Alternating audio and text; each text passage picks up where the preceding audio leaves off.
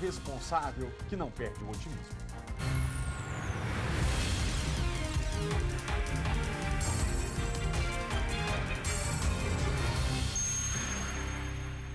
Mulher morre à espera de atendimento em unidade de pronto atendimento, que não atendeu, né? Maicon Leão. Foi aqui, Malta, na UPA do Setoró. Esse caso aconteceu ontem à noite. Essa mulher chegou queixando-se de fortes dores, mas a demora no atendimento teria provocado a morte dela. Daqui a pouco a gente traz todos os detalhes dessa história. Muito obrigado, Maicon. Até já. Mais um crime contra a mulher no Distrito Federal. É que o ano mal começou, né, gente? O trem tá feio já. Mônica Vieira. É verdade, viu, Malta? Boa tarde para você e para todos. Mais um crime aí que choca. Em menos de 48 horas, uma mulher foi morta também em Ceilândia. Nós mostramos um caso ontem e hoje vamos mostrar mais um. Infelizmente, daqui a pouco eu volto com os detalhes. Muito obrigado, Mônica. Até já. Criança de 2 anos fica em estado grave depois de ser picado por um escorpião. Raíssa Lomonte. Malta, o escorpião foi encontrado no travesseiro do garotinho na casa onde ele mora, em Águas Claras. Ele segue internado e a gente traz mais detalhes daqui a pouquinho. Muito obrigado, sejam todos muito bem-vindos. Agora 11 horas e 40 minutos, nós estamos ao vivo e o nosso jornal já está no ar. Uma mulher morreu à espera de atendimento na UPA do Setoró. Um homem que ajudou essa idosa ficou revoltado porque ela chegou a gritar pedindo ajuda e mesmo assim não conseguiu ser atendida pela equipe médica. Maicon Leão, é isso mesmo que eu contei. Que informações você tem sobre esse caso? Boa tarde.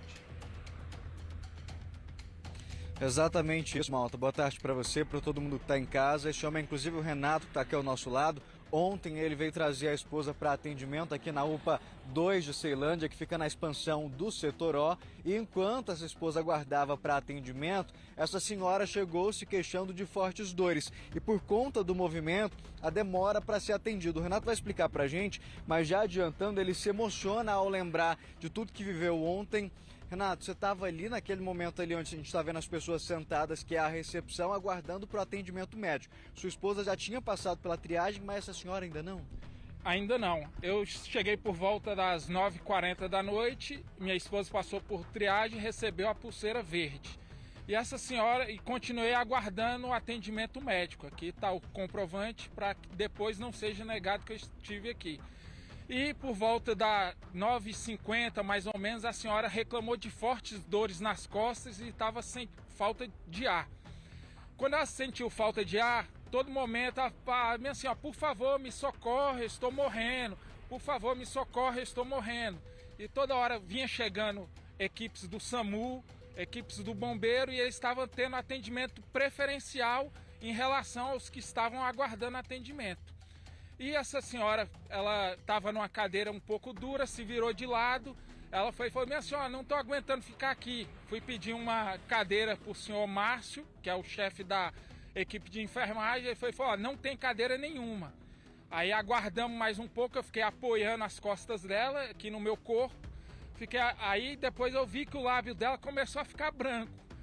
Aí uma senhora falou, minha senhora, essa mulher está morrendo. Aí a gente empurrou a cadeira dela, a cadeira fixa, empurrou até a triagem, aí ela foi fazer a oxigenação dela, tentando pegar o dedo dela, não aguento, e não estava querendo deixar pegar o dedo. Ela falou, eu quero um médico.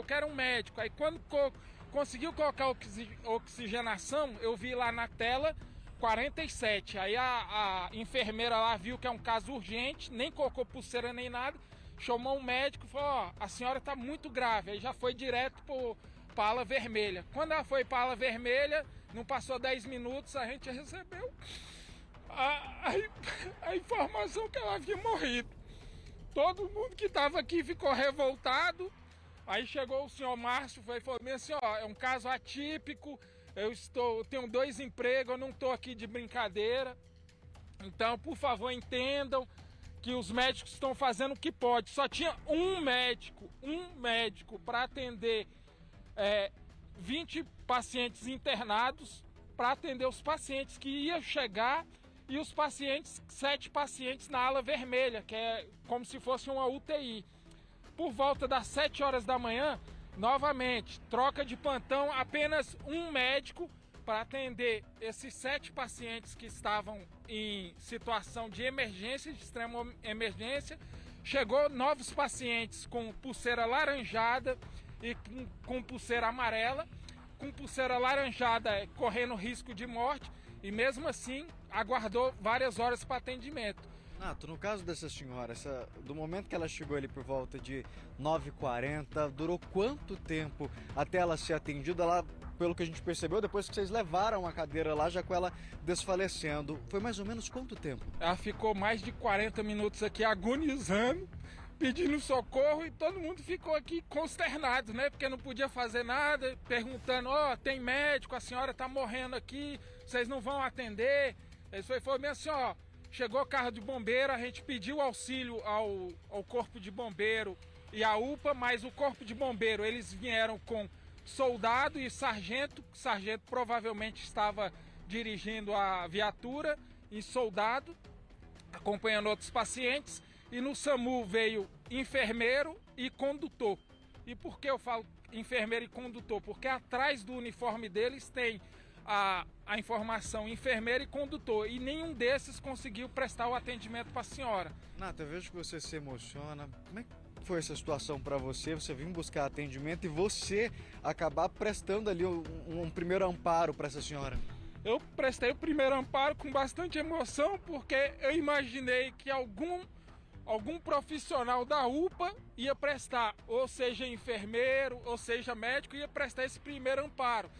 Eu vi uma grave omissão de socorro nesse sentido, porque ela agonizando de dor, nenhum profissional, eu fiz curso de voluntário dessa parte de brigadista, porque exigia no meu trabalho ser voluntário, alguns voluntários de brigadista.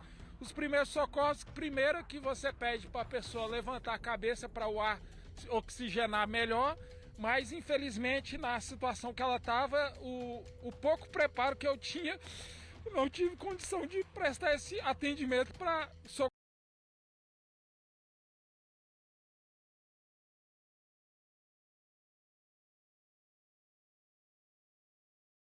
Abalado e revoltado porque você tem uma noção que você poderia fazer mais e não fez. Você fica perguntando se eu tivesse batido na mesa, se eu tivesse gritado, se o atendimento teria vindo mais rápido, mas eu fiquei naquela linha tênue entre eu gritar e os seguranças me prenderem por falar que eu estava atrapalhando o atendimento, ou aquela linha de falar assim, eu preciso de socorro, ser mais enfático para a paciente receber o socorro dela.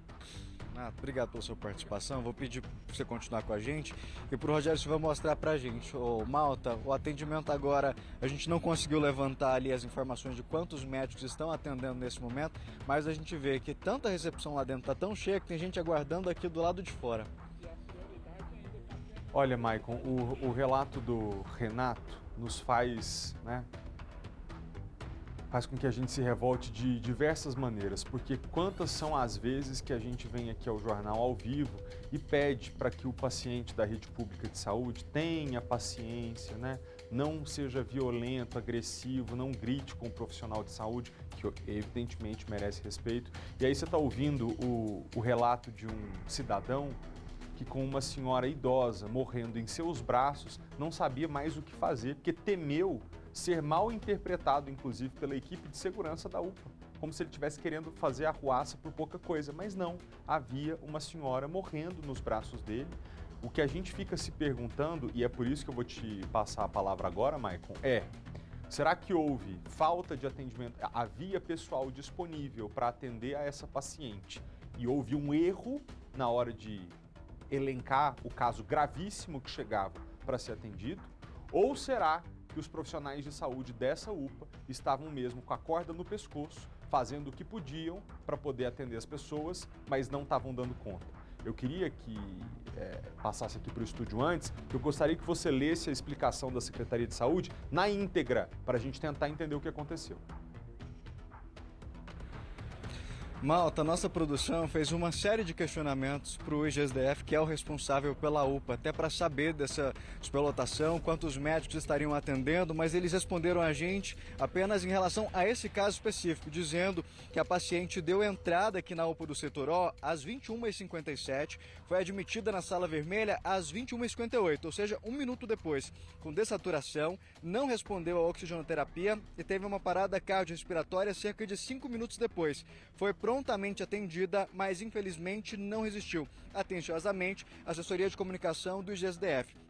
Só que pelo que a gente viu, Malta, que a gente acabou de ouvir aqui do Renato, é que tudo não aconteceu nesse intervalo de 1 minuto para ser admitida ali na sala vermelha e 5 minutos depois para acontecer essa parada cardiorrespiratória. O Renato estava contando para a gente, eu até fiz questão de fazer essa pergunta justamente por conta desse tempo, do momento em que ela deu a entrada aqui na UPA até o momento que ela foi para a triagem ali, para fazer a oxigenação, para saber quanto de oxigenação ela estava marcando. Confirmando agora, Renato, foi 1 minuto do momento que ela entrou ali, vocês chamaram e ela entrou para essa sala? Não, e eu quero falar para vocês, IGES, vocês estão mentindo.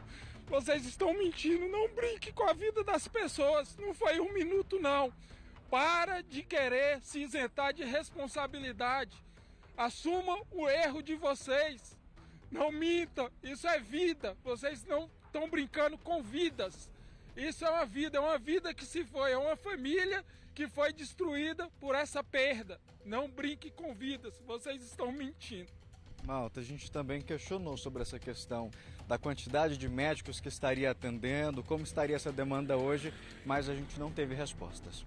É só que a gente frisasse, segundo o relato do Renato, que estava ali, né, foi ele que fisicamente atendeu essa senhora, quanto tempo demorou entre o momento em que ela chega e pede socorro e o momento que ela é atendida. Ele sabe estimar, a gente sabe que numa situação dessa, de tanto nervosismo, desespero, às vezes a gente mentalmente até perde um pouco a noção do tempo. Mas ele tem ideia de quantos minutos foram à espera dessa senhora?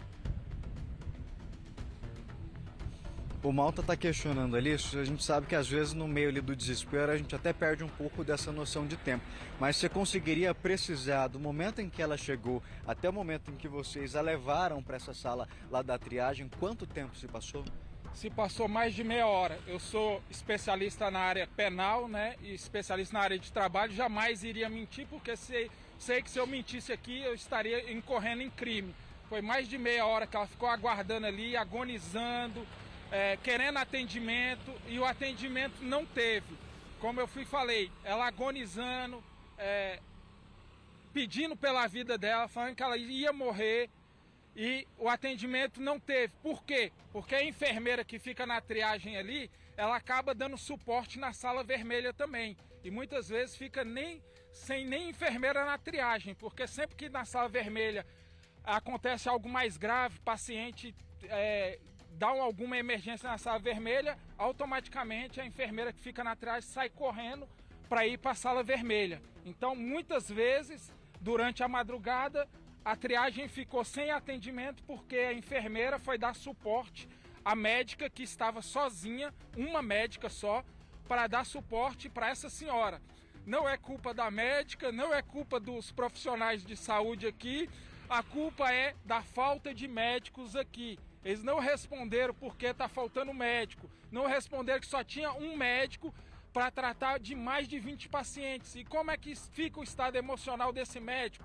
Vendo pacientes falecerem, pacientes agonizando de dor. Eu sei que eles têm a preparação, mas também sei que eles são humanos, que eles sentem a dor que nós estamos sentindo também. A culpa não é dos médicos, eu tenho que fazer justiça. A culpa é do IGES, a culpa é do Ibanez, que prometeu que a prioridade é a saúde. E a prioridade, se você olhar aqui, hoje, na UPA, você vai ver a superlotação, o SAMU chegando, tendo prioridade, e tem que ter prioridade sim, mas os outros pacientes também precisam respeito. A gente tem que ter respeito pela saúde humana. A gente não pode tratar a saúde humana com descaso. A gente não pode pensar que é somente mais um óbito. Esse óbito tinha família, esse óbito tinha sonhos, esse óbito queria viver. Ele queria viver, ele suplicou pela vida, ele implorou para viver e hoje não está mais entre nós. Até um trauma que vai ficar para essa família e também para o Renato, que viveu ali esses últimos minutos com essa senhora, tentando ajudar, tentando salvar a vida dela e que infelizmente não foi suficiente, né? Muito obrigado, Maicon, pelas informações. Eu queria agradecer ao Renato pela presença ao vivo, mas não pela entrevista, né? Pela sensibilidade cidadã de estar ali também numa unidade de pronto atendimento, querendo que a mulher, né, que a esposa fosse atendida, se depara com uma idosa chegando de forma, né, tão desesperada, dizendo que estava passando mal, e esse homem a acolhe nos braços. É esse tipo de sensibilidade que a gente espera dos nossos cidadãos, mas mais do que isso, é esse tipo de sensibilidade que a gente espera que seja o acolhimento na rede pública de saúde. Aqui agora, às 11h54, ao vivo, o que nós estamos enxergando é uma disputa de narrativa que precisa ser resolvida. De um lado, ao vivo, o homem que acolheu essa idosa na entrada de um hospital, dizendo que ela passou mais de meia hora ou cerca de meia hora aguardando passar pela triagem para entender se o estado dela era grave ou não. E uma nota oficial do IGESDF dizendo que ela levou 1 minuto para ser atendida. Essa narrativa é fácil de ser verificada. Basta que o IGESDF encaminhe, por exemplo, as imagens do circuito de segurança da emergência, da UPA, para poder dizer, olha, ela chegou nesse momento, foi atendida rapidamente, infelizmente a nossa equipe fez tudo que pôde, mas não foi possível salvar a vida dessa senhora. Agora, só dizer que foi 1 minuto e a pessoa que a acolheu nos braços dizer que esperou por meia hora, fica complicado.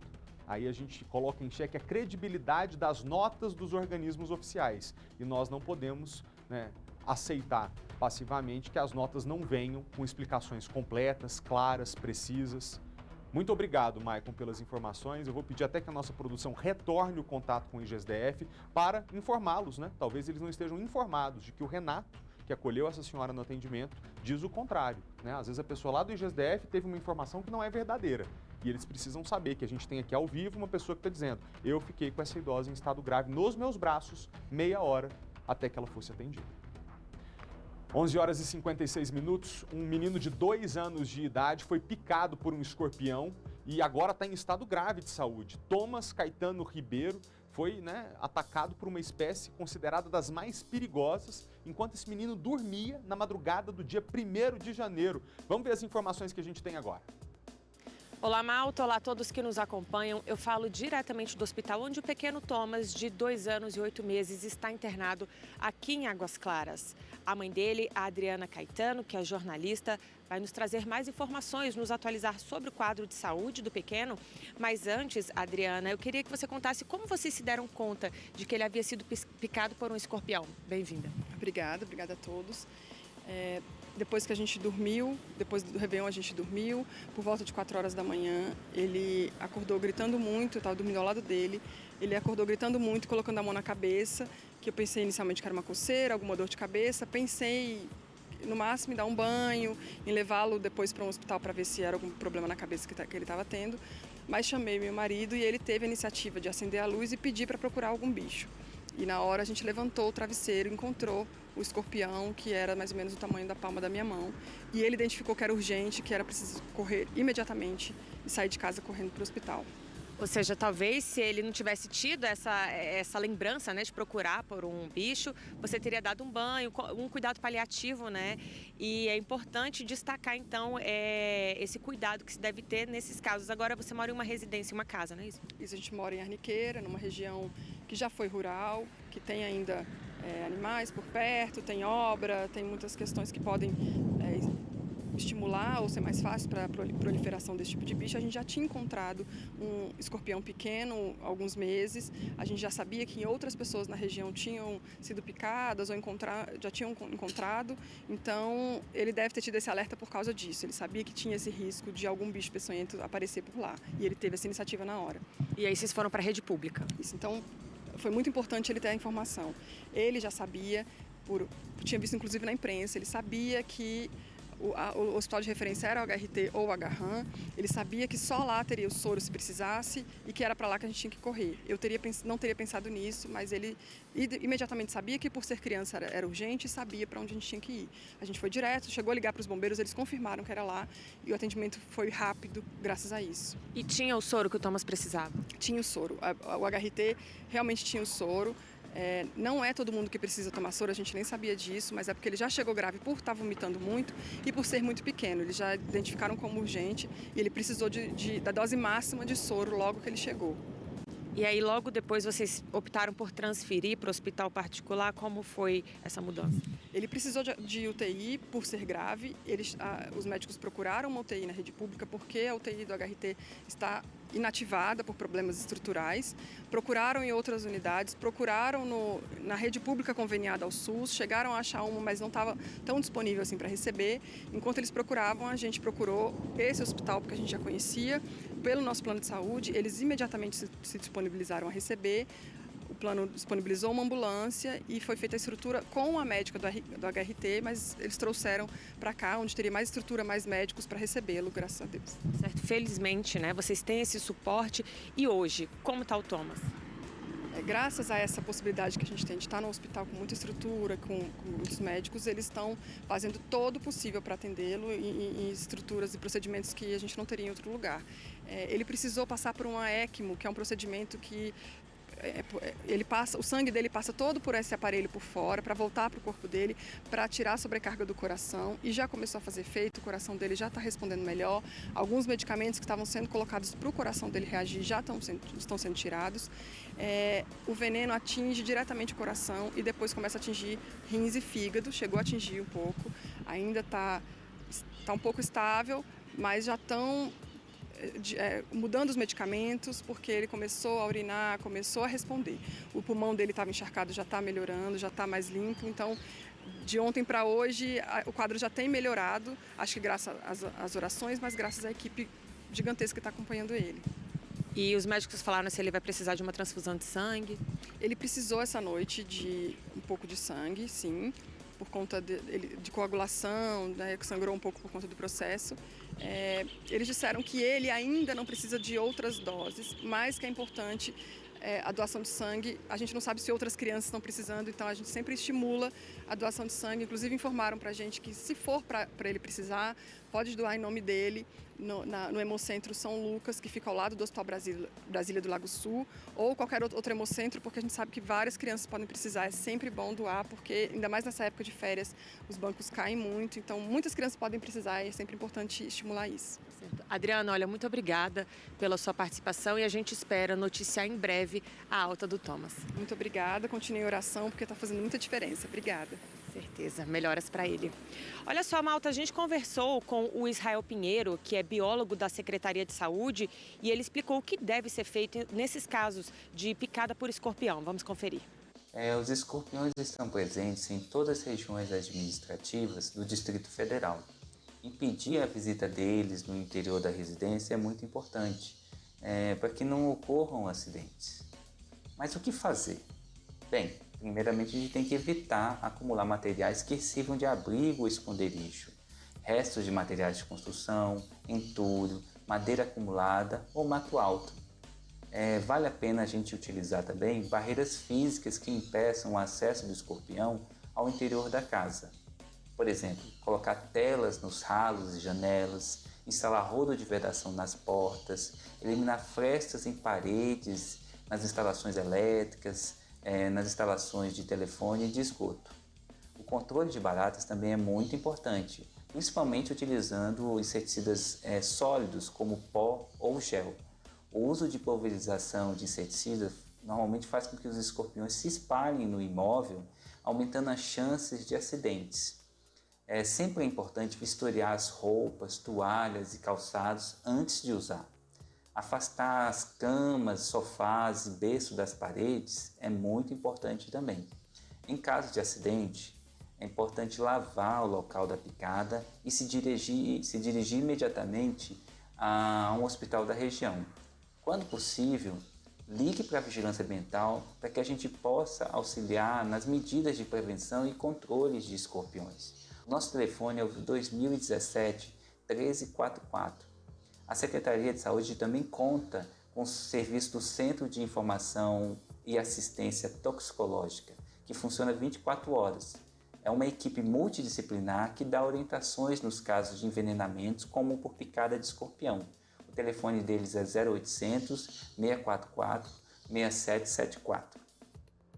Olha, pessoal, sobre esse caso, a gente entrou em contato com a Secretaria de Saúde, que informou que a criança e a família foram prontamente atendidos pela equipe do Hospital Regional de Taguatinga, inclusive com a administração do soro anti-escorpiônico. A criança, segundo a nota, permaneceu em observação, mas teve uma piora no quadro clínico e, por isso, foi transferida para uma UTI pediátrica do Hospital de Águas Claras. A pasta reforçou que, em caso de acidentes com animais peçonhentos, então atenção você pai e mãe que nos acompanha agora e tem filho pequeno, como esse menino de 2 anos de idade que foi picado. A orientação é procurar a unidade básica de saúde ou o hospital mais perto o mais rápido possível para que esse tratamento seja feito imediatamente. A lista das unidades da rede pública com soro para acidentes com escorpião está lá no site saude.df.gov.br.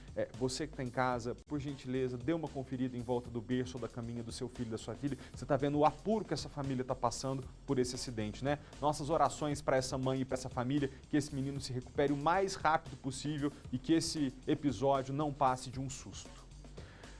Deixa eu atualizar agora você que está em casa. Até a gente começar a edição local aqui, você acompanhava em rede nacional a cerimônia de despedida do maior atleta de todos os tempos. Agora, 12:05, a gente volta a fazer contato com Santos ao vivo. Um cortejo com o corpo de Pelé segue pelas ruas de Santos, lá no litoral de São Paulo. E a repórter Fernanda Arantes está em frente ao memorial, onde daqui a pouquinho vai ser realizado o sepultamento. Como nós estamos há alguns minutos já no ar, eu não sei dizer se o carro do Corpo de Bombeiros que levava o cortejo com o corpo do Pelé já chegou a esse memorial, mas a Fernanda vai nos atualizar ao vivo. Boa tarde, Fernanda, bem-vinda a Brasília. Olá, boa tarde a todos. O carro com o corpo de Pelé ainda não chegou aqui no Memorial Necrópole Ecumênica. É onde o Pelé decidiu ser enterrado desde 2003. O que aconteceu? O Pelé tinha decidido ficar aqui no 9º andar, uma homenagem até mesmo ao pai do Pelé, Dondinho, que usava a camisa 9 antes de falecer, enfim, sempre gostou do número 9, e o Pelé queria fazer essa homenagem ao pai, inclusive Dondinho está enterrado aqui. Mas o Pelé vai ter que ser enterrado num local no 1º andar desse cemitério, que ele é um dos maiores cemitérios nesse perfil. Ele tem andares, são 15 andares, vai ser ampliado nos próximos anos. E o Pelé vai ficar no 1º andar, no mausoléu, uma sala cheia de camisas, com uma grama artificial, um túmulo também feito para o Pelé do jeito que ele gostaria que fosse. E a família daqui a pouco vai chegar para uma cerimônia privada neste local. O que se sabe? Tem uma lista aqui das pessoas autorizadas a entrar para essa celebração, essa despedida, a última despedida de Pelé antes de ser enterrado. 240 pessoas são autorizadas a entrar. Por mais que seja uma forma privada com a família, a gente sabe que 240 pessoas estão autorizadas a entrar aqui no memorial. O cortejo está acontecendo pela cidade de Santos com muitas homenagens, muita emoção. A torcida do Santos estava na porta da Vila Belmiro, aguardando com que o Corpo de Bombeiros passasse e eles fizessem toda essa festa, essa despedida a Pelé. Hoje o velório terminou às 10 horas da manhã, a gente teve a presença do presidente Lula também numa missa ali que fez toda a cerimônia póstuma de Pelé e depois o caixão foi fechado e foi então para o cortejo aqui na cidade de Santos. A previsão é que o enterro começasse ao meio-dia apenas com os familiares, mas isso deve atrasar, já que muita gente está acompanhando o cortejo aqui na cidade de Santos e por isso nós estamos aqui acompanhando, aguardando o corpo de Pelé chegar ao memorial. Outra informação é que esse memorial, durante os 7 dias de luto, a partir de hoje, vai ficar fechado o túmulo de Pelé. Ninguém vai ter acesso, apenas a família, mas a ideia da família é que depois desses 7 dias, esse túmulo possa ser acessado por mais pessoas que queiram fazer a sua homenagem e se despedir do rei do futebol. Eu volto com vocês. Fernanda, eu não sei se a Fernanda continua nos acompanhando, se ela me ouve, se puder, por gentileza, me dar a imagem da Fernanda, eu gostaria de... Fernanda, o presidente Lula esteve aí na cerimônia, eu acho que a previsão era de 30 minutos, acabou se estendendo um pouco por 45 minutos, e essa manhã também foi repleta de personalidades do esporte que estiveram para fazer essa última homenagem. Eu estava encantado com a transmissão de vocês no Primeiro Impacto, pela emoção transmitida, inclusive, pela população de Santos, numa reverência realmente histórica a esse atleta.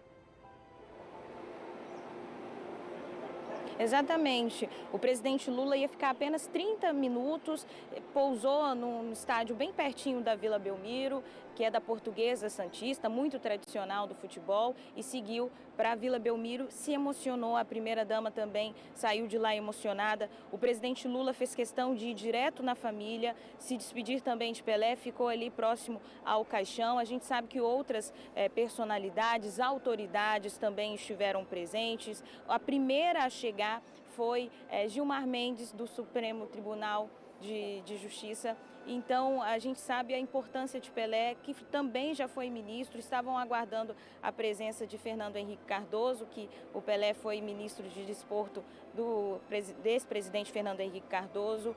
Tem uma importância política também, Pelé, no Brasil. E isso foi visto no velório dele, com várias personalidades. Os ídolos santistas estavam, ídolos eternos, eles foram que ficaram a todo momento ali próximo ao caixão. E além disso, a família não deixou de estar presente nenhum minuto. Eu conversei agora, na saída da Vila Belmiro, com o Edinho, filho de Pelé.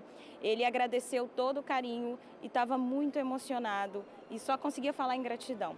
Volto com vocês. Muito obrigado, Fernanda, pelas informações. Bom trabalho para você. Um abraço à equipe do SBT que fez essa cobertura histórica para a gente. Agora, 12h10, a gente volta para os nossos assuntos locais. Uma cabeleireira foi vítima de feminicídio em Ceilândia.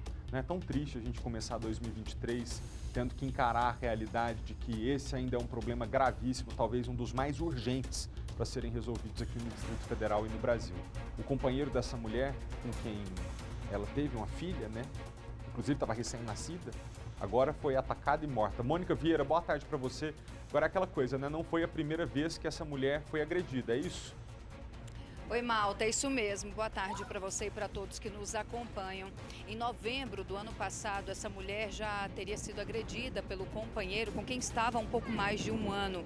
Ela registrou o caso na Delegacia da Mulher de Ceilândia e nessa mesma ocasião, Malta, ela teve os cabelos cortados pelo companheiro sem autorização dela. Então foi uma agressão física, psicológica que ela vinha sofrendo há um certo tempo.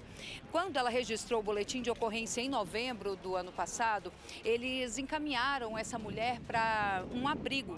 Ela já estava com 9 meses. Então ela ficou no abrigo durante esse período aí, só que agora, né, no inicinho aí na realidade no fim de dezembro para o início do mês, ela já havia ganhado o bebê, que tem um pouco mais, menos de 30 dias, e resolveu reatar o relacionamento aí com o André Luiz, de 51 anos de idade. Quando foi ontem, por volta de 9h30 da noite, na QNM 21, em Ceilândia, esse homem, ele matou a companheira. Tudo indica ali, de acordo com informações da polícia, que ele utilizou um cinto ou um fio e amarrou ao pescoço dessa mulher e simplesmente fugiu.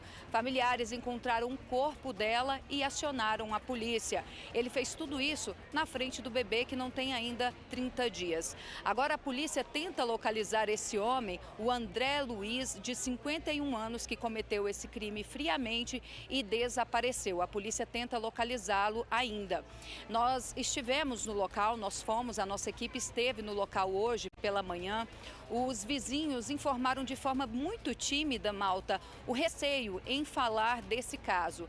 Eles informaram que é uma família que é bastante conturbada, tem os seus problemas pontuais e que eles não têm muito acesso. Eles só sabiam de uma movimentação muito grande nessa casa. Nesse local morava mãe e irmãos. Entre os irmãos, o André Luiz, um deles, e essa companheira dele, que tinha ido para o local morar com eles ali depois de um tempo do relacionamento. Essa mulher de 26 anos, além desse bebê recém-nascido, Malta, ela deixa uma criança de 8 e outra de 6 anos de idade de outros relacionamentos. A delegada Karen Lacamer, que é responsável aí por esse caso juntamente com a delegada Karina, ela gravou um vídeo para a gente explicando um pouco mais da dinâmica desse crime e que eles estão em busca aí do André Luiz. Vamos acompanhar. No último dia 2 de janeiro, por volta das 21 horas, tivemos mais um feminicídio na área de Ceilândia.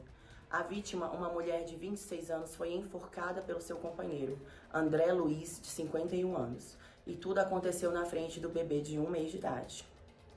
Esse casal já possui um histórico de violência doméstica, se relacionavam há cerca de 1 ano e, inclusive, em novembro de 2022, a vítima procurou a delegacia da mulher e ela foi encaminhada para a casa-abrigo para garantir a sua proteção. Infelizmente, ela precisou deixar o acolhimento para ter o seu bebê e retornou ao convívio com o agressor. O fato, então, foi consumado ontem, por volta das 21 horas, e o autor se evadiu do local. Solicitamos à população que tenha notícia do paradeiro de André Luiz, que ligue para 197. Qualquer informação é bem-vinda e nós garantimos o anonimato. Então, a doutora Karen pela entrevista. Inclusive, a gente reforça aqui o pedido, tá, gente? Esse homem é o principal suspeito de ter matado a mãe de um bebê recém-nascido que nem 30 dias de vida tinha. É procurado nesse momento pela polícia. Se você tiver qualquer informação que possa ajudar a nossa delegada a entrar, encontrar o paradeiro dele, diz que 197, de novo, você não precisa se identificar, não precisa ter medo. Algo que o cidadão do Distrito Federal não precisa temer é de discar 197 e prestar uma informação relevante para a polícia, porque ele não será identificado em hipótese alguma. Deixa eu voltar rapidamente com a Mônica, porque hoje é dia 3 de janeiro, terça-feira, e nós já estamos aqui quase que, infelizmente, Mônica, tratando de tragédias no comecinho do ano. A gente vira o ano naquela expectativa, mas que a gente sabe que no final das contas toda mudança é um processo, e é por isso que a gente tem que começar 2023 trazendo esse assunto à tona de novo, porque as mulheres estão sendo vítimas desses homens absolutamente cruéis. Com certeza, viu, Malta? Não foi um caso isolado, né? Esse é o segundo caso registrado em Ceilândia. Nós estamos no 3º dia do ano e esse é o segundo caso, né? Às vésperas ali do Ano Novo, o Maxwell Lucas, de 32 anos, ele matou a companheira também de 26. Eles moravam na QNP. Eles tinham um relacionamento de um pouco mais de 2 anos e eles tiveram uma discussão, né, por conta de onde passar a festa de fim de ano. E para se eximir, de acordo com o depoimento que ele deu à delegacia, para poder se proteger, na realidade, contra a agressão da companheira de 26 anos, ele teria esganado essa mulher. Depois que ele esganou, ele simplesmente avisou os familiares de que ele teria feito besteira e ele matou a Fernanda, de 26 anos, às vésperas do Ano Novo. Depois de um dia, ele se apresentou à delegacia da mulher de Ceilândia, disse o que fez, foi com a presença do advogado e segue aí respondendo por esse caso. Ele passou pela audiência de custódia ontem, mas ele permanece preso porque ele já tinha passagens pela polícia. E teve um outro caso que foi registrado na delegacia. A princípio seria um feminicídio, mas foi analisado que não se trata-se de um homicídio, que foi um caso que aconteceu dentro de um ônibus do transporte coletivo na BR-040, também às vésperas aí do Ano Novo. Um casal estava vindo aqui, né, na realidade, para o plano piloto, aqui para a Esplanada, onde aconteceram vários shows, né, do Viva 2023, mas dentro do transporte público houve um assédio por parte de um terceiro. Um homem estava dentro desse ônibus e assediou essa jovem de 19 anos que estava com um namorado. O namorado ali revidou, começou uma briga entre os homens, e esse assediador acabou esfaqueando a jovem de 19 anos, que no dia 31 completava aniversário. Equipes da Polícia Rodoviária Federal passavam no momento em que tudo aconteceu na BR-040 e parou para saber o que estava rolando por ali, porque a movimentação foi muito grande. Ao entrar, eles se depararam aí com esse homem com uma faca na mão, que confirmou realmente o que tinha feito, foi encaminhado para a delegacia do Gama, e essa jovem, infelizmente, não resistiu e morreu. Então, infelizmente, Malta, esse é o retrato de 3 dias aí do ano de 2023 em relação à violência contra a mulher. Eu volto com você no estúdio. Mônica, até é importante a gente trazer esses casos hoje, porque é com esse tema que a gente dá o pontapé inicial a uma série de entrevistas que nós faremos aqui no nosso jornal durante o mês de janeiro, com os deputados distritais que assumem agora o mandato e a responsabilidade de nos representar na Câmara Legislativa. Seja bem-vinda, doutora Jane Kleber. Por favor, pode entrar aqui no nosso estúdio. Primeiramente, feliz ano novo. Obrigada. Que bom recebê-la aqui pessoalmente. Um mesmo para você. Desejo a você, os ouvintes, né, do SBT, um ano novo profícuo, um ano novo feliz e sem violência contra a mulher, Malta. Pois é, doutora, a gente já te chama aqui num dia que a gente trata de um caso o homem que mata a mulher, mãe do filho, não tinha nem 30 dias de vida, tem a outra que morre enforcada, tem a outra que morre numa confusão de assédio dentro do ônibus. Agora eu pergunto à senhora, como legisladora, o que é que a gente pode avançar?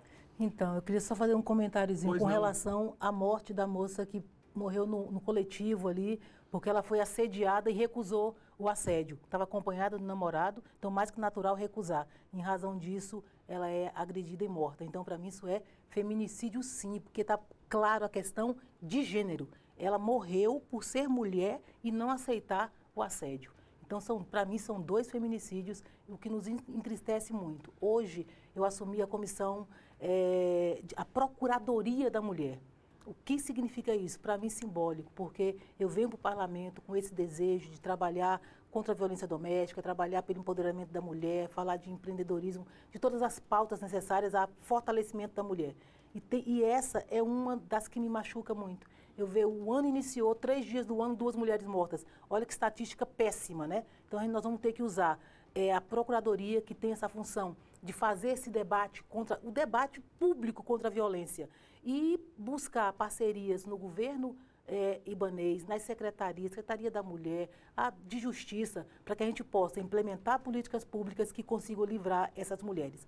Mas uma coisa que para mim é fundamental, nós precisamos falar de educação. Ou a gente educa o nosso netinho, o nosso filho, os meninos na escola a respeitarem a mulher, ou você não consegue evitar essa morte que aconteceu dentro do coletivo, por exemplo. Verdade. Então, tem que se tornar uma questão natural, esse respeito à mulher, a diferença. Quando ela disser não, é não. Quando ela não aceitar o seu assédio, vira as costas e vai embora. Mas o homem precisa ser preparado, infelizmente, para aceitar a frustração, porque ele não aceita o não como resposta. É verdade. Olha, achou a mulher bonita, assediou. Quando ela diz, não quero seu assédio, desculpa que eu estou acompanhada, aquilo que era um carinho já virou ódio. Na mesma hora. Quer dizer, virou ódio e ele vai lá com a faca e tenta matar. E tenta matar, não, esfaqueou e matou, né? E aí, se queria atingir o companheiro, se queria atingir ela, não interessa. Virou ódio em razão do não, de uma frustração. E o tanto que parece comportamento de animal selvagem. Muito, porque é como se a pessoa estivesse ali querendo satisfazer um instinto, né, da natureza, e que quando é frustrado, reage com violência da mesma maneira que um cachorro tá com um brinquedo, vai comer alguma coisa, se você põe a mão, ele te morde. Quer dizer, esse homem, ele tá absolutamente incapaz de viver em sociedade, porque ele não lida com um nãozinho. Um não, isso. Mas você concorda que isso é muito, como você falou mesmo, isso é animal. Imagine se a mulher tá no ônibus acompanhada de alguém, aí vem um fulano de tal, faz um gracejo e ele acha mesmo que isso ia render alguma coisa. Pelo amor de então Deus. É falta até de inteligência, né? Porque não ia render, e aí quando não rende, em vez de só se reduzir ali a sua insignificância, virar as costas e cuidar da vida, não, aí resolve agredir. E estava fazendo o quê com a faca dentro do ônibus? Pois então, uma arma branca ali num transporte coletivo cheio de gente em volta. Já mal intencionado. A senhora mencionou 2 feminicídios, né, como a senhora considera agora em 2023,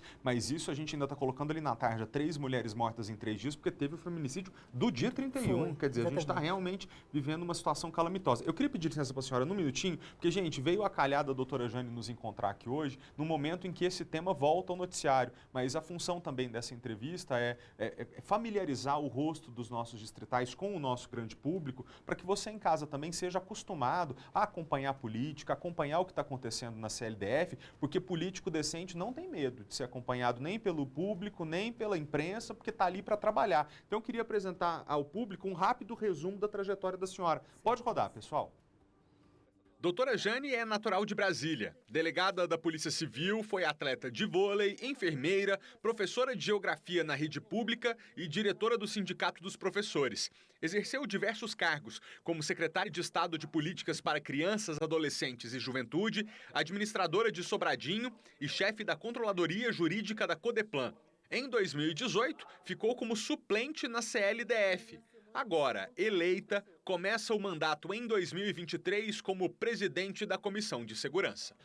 Doutora Jane, então a gente sabe que para resolver a questão da violência contra a mulher, a gente depende de uma educação e isso é uma coisa que a gente vai ter que esperar uma geração para ver, né, essa mudança mudar do ponto de vista da cultura, mas há questões que podem ser atacadas imediatamente. Vou trazer um exemplo, que eu acho que a senhora concorda, que é a questão da dependência financeira. Porque a gente sabe que a legislação é o Congresso que vai cuidar, é a Câmara, mas aqui localmente os distritais podem se mobilizar até para criar um apoio de rede de política pública mais forte para que aquela mulher que quer sair de casa, mas não tem dinheiro ou tem medo de passar fome ou dos filhos passarem fome, terem essa oportunidade, né? Sim, hoje nós temos 4 mulheres eleitas, né? A população tem que repetir isso muitas vezes. Mais de 50% mulher, mas infelizmente dos 24, 4 são mulheres. Mas nós estamos unidas para fomentar essa política pública. Então, quando você fala aí que a dependência econômica é um dos fatores, e eu acredito nisso, que mais fazem com que a mulher se reduza aquela condição de vítima ali, do relacionamento, porque é o companheiro que a sustenta, ela mora na casa que é dele. Então, nesse ponto que entramos nós parlamentares, que entra o Estado, nós temos que criar condições imediatas. Ela tem que chegar à delegacia, já tendo a certeza que registrou a ocorrência, mesmo que ela não aceite a oferta de casa-abrigo, que é oferecida a todas, ela vai ter um lugar para ir. Imagine um aluguel social temporário até que ela consiga estabelecer financeiramente. Sai dali, você coloca ela em um curso para uma formação, e uma formação que permita ela, na sequência, um site pronto para ela expor o que ela aprendeu a produzir, um dinheiro, um microcrédito para que ela consiga ter dinheiro para comprar insumos e produzir aquilo que ela aprendeu. Então, você vai oferecer um ciclo completo de ajuda. E aí ela vai se empoderar pela possibilidade de ter a própria renda. Vaga em creche, saiu dali, uma vaga em creche, porque muitas têm filhos e volta para o lugar do agressor porque ela não sabe onde colocar a criança. Então, a gente precisa ter vaga em creche garantida para essas mulheres. Então, existem hoje, já pronto, na estrutura do governo do DF, várias medidas que podem ser agrupadas, agregadas para oferecer condições a essa mulher de que ela vá à delegacia, faça o registro e ela não volte para a casa do agressor por falta de opção. Ela vai ter que ser colocada à disposição dela opções para que ela realmente saia e se fortaleça. Ela não pode chegar na porta da delegacia e falar assim, e agora, faço o que da vida? Uhum. Então, nós temos que ter alguém que já esteja acompanhando aquela mulher para dizer, você tem essa e essa opção para você sair. Ô, delegado, só esclarecendo, isso que a senhora mencionou são projetos existentes que basta que uma gestão eficiente os agrupe para virar uma política pública mais eficiente ou está precisando de mais dinheiro também? Também, né? Também? Porque todas essas medidas dependem de recurso, né? Aí nós temos recurso de emenda parlamentar, tem recurso destinado à própria Secretaria da Mulher e à Secretaria de Justiça. Então, tem como a gente fazer esse remanejamento, né, com apoio governamental, para que a gente direcione para essas políticas. Eu acho que esse momento é de quê? É sentar, que é o que eu estou fazendo na Procuradoria da Mulher, que eu assumi agora. É identificar o que já existe de pronto, o que nós temos, como é que a gente agrupa tudo isso e já transforma numa oferta imediata para aquela mulher que precisa. E aí, se uma vai lá e é atendida e tem essa oferta de ajudas para ela, ela fala, olha, fiquei segura. Ela tem como voltar para a amiga, dar o depoimento e dizer o seguinte, pode ir lá que você vai ser protegida, Sim. Pode ir lá que você não vai ficar sozinha. Essa sensação, esse sentimento é que vai fazer com que as outras se encorajem a denunciar. Porque a grande maioria que não denuncia, que volta para a casa do agressor, é porque elas se sentem absolutamente sozinhas e não tem para onde correr. Então, hoje, nós vamos buscar, eu como parlamentar, procuradora da mulher, essa é a minha função, dizer isso, mostrar às pessoas, identificar onde é que estão essas políticas e a gente dar visibilidade para elas e oferecer isso àquelas mulheres de forma tão transparente que aquela mulher mais simples, que mal consegue ler, mas que sofre violência do mesmo jeito, possa entender que tem aquela política e ela pode se apegar a ela. A senhora sabe que para esses casos específicos a senhora pode contar todos os dias com essa emissora de televisão que tem como princípio levar informação clara para o nosso telespectador. Não é só da TV não, tá, gente? Nós temos uma equipe de jornalistas aqui que eu me orgulho muito. São pessoas humanas que olham para os assuntos e querem fazer com que esse nosso veículo chegue até você a informação que você tem que saber. E eu queria... Essa é a prioridade da senhora para agora, para esse primeiro ano de mandato? Prioridade zero, defesa da mulher. Naturalmente, eu sou uma defensora da segurança pública, sou delegada, me forjei delegada, estou aqui por ter sido delegada. Então, eu acho que eu tenho algumas pautas que eu transito com muita eu diria facilidade pelo conhecimento mesmo da causa. Então, segurança pública, professora, já fui professora, então a educação também é uma pauta muito importante para mim. E você consegue buscar transversalidade. Olha, buscar a segurança e como a segurança interfere na vida dessa mulher. Aí você vai para a educação para evitar que a violência aconteça. Então, eu consigo permear. Eu vivi a vida dessas mulheres dentro da casa dela. A mulher que foi vítima de feminicídio. Quando eu fui delegada, eu conheço o pai, conheço a mãe, sei da história dos filhos, acompanho, inclusive, depois que ela foi sepultada, como é que a família ficou. Então, é dessa forma que eu acho que a gente tem que acompanhar. Não para viver a tristeza da mulher morta, mas para evitar que ela morra. Então, conhecer o processo, né, que leva à tragédia. Conhecer. Então, quanto mais próximo tiver, mais essa vítima, essa potencial vítima, vai ter segurança de buscar ajuda. Muito boa sorte para a senhora. Obrigado pela presença mais uma vez. Conte sempre com a gente. Malta, só posso finalizar? Pode, fica à vontade. Poder público, a imprensa, que tem um papel fundamental. Aí o SBT, que sempre foi parceiro nisso, mais o parlamento. Se nós nos unirmos, nós vamos conseguir fazer uma boa política para o bem maior, que são as pessoas, as mais simples, as que precisam de ajuda. É por isso, gente, que nós vamos fazer todo o esforço possível para que nesse mês de janeiro e comecinho de fevereiro, todos os 24 distritais passem por esse estúdio, numa iniciativa de você que está em casa, conhecer os rostos que nós elegemos, acompanhar quais são as propostas, entender que eles do lado de cá tiveram a confiança do nosso voto, mas cabe a nós também da comunidade fiscalizar se estão cumprindo com aquilo que falaram. Até para que a relação, doutora, seja honesta. Porque pode ser que daqui 6 meses a senhora volte aqui no estúdio e fale assim, Malta, aquilo que eu te disse em janeiro eu não consegui cumprir, mas foi por isso aqui. E eu preciso dizer para a sociedade que aconteceu tal coisa, que é um outro problema que a gente tem que atacar que eu não estava vendo. Quer dizer, a questão não é criar um embate. Uma disputa, uma coisa de um contra o outro. Não é a gente criar uma relação de transparência que nos permita avançar. Exatamente. E aí, comentando o que a senhora falou, de trazer essas políticas que já existem numa linha de torná-las mais eficientes, isso é excelente de se ver. Por quê? Nós temos hoje no Brasil a mania de que quando chega um deputado novo, um governante novo, um senador novo, ele quer esquecer todo o passado para falar que tudo que tem de bom que está acontecendo é ele que fez. Não, a gente tem que aproveitar as experiências boas e melhorá-las. Em reverência a quem passou e acreditando que as coisas podem ser melhor, né? Isso. É assim, já tem muita coisa boa sendo feita, mas a gente sabe que ainda falta. Então é pegar o que já tem, fazer um retrato e falar, vou aprimorar a partir daqui e aí a coisa fica ainda melhor. E eu não tenho problema nenhum em dar crédito a quem fez, em juntar quem tem vontade de fazer. Eu acho que quando você se junta, é a política do ganha-ganha. Todo mundo ganha, todo mundo fica feliz e a coisa avança. Muito obrigado, senhora. Eu agradeço a você a oportunidade. Gente, com a entrevista a gente vai encerrar esse bloco, mas a gente volta rapidinho depois do intervalo. Ontem, segunda-feira, no primeiro dia de trabalho, o presidente Lula recebeu autoridades estrangeiras que vieram para a posse e permaneceram na capital para reuniões bilaterais. O primeiro encontro do dia foi com o rei Felipe VI da Espanha. Depois, com o presidente da Bolívia, Luiz Arce. Lula também recebeu chefes de Estado de países da América Latina, como Chile, Equador e Colômbia, além dos vice-presidentes de Cuba e da China. Numa rede social, Lula lembrou que a China é o maior parceiro comercial do Brasil e disse que recebeu uma carta do presidente Xi Jinping que fala em ampliar a cooperação entre os dois países.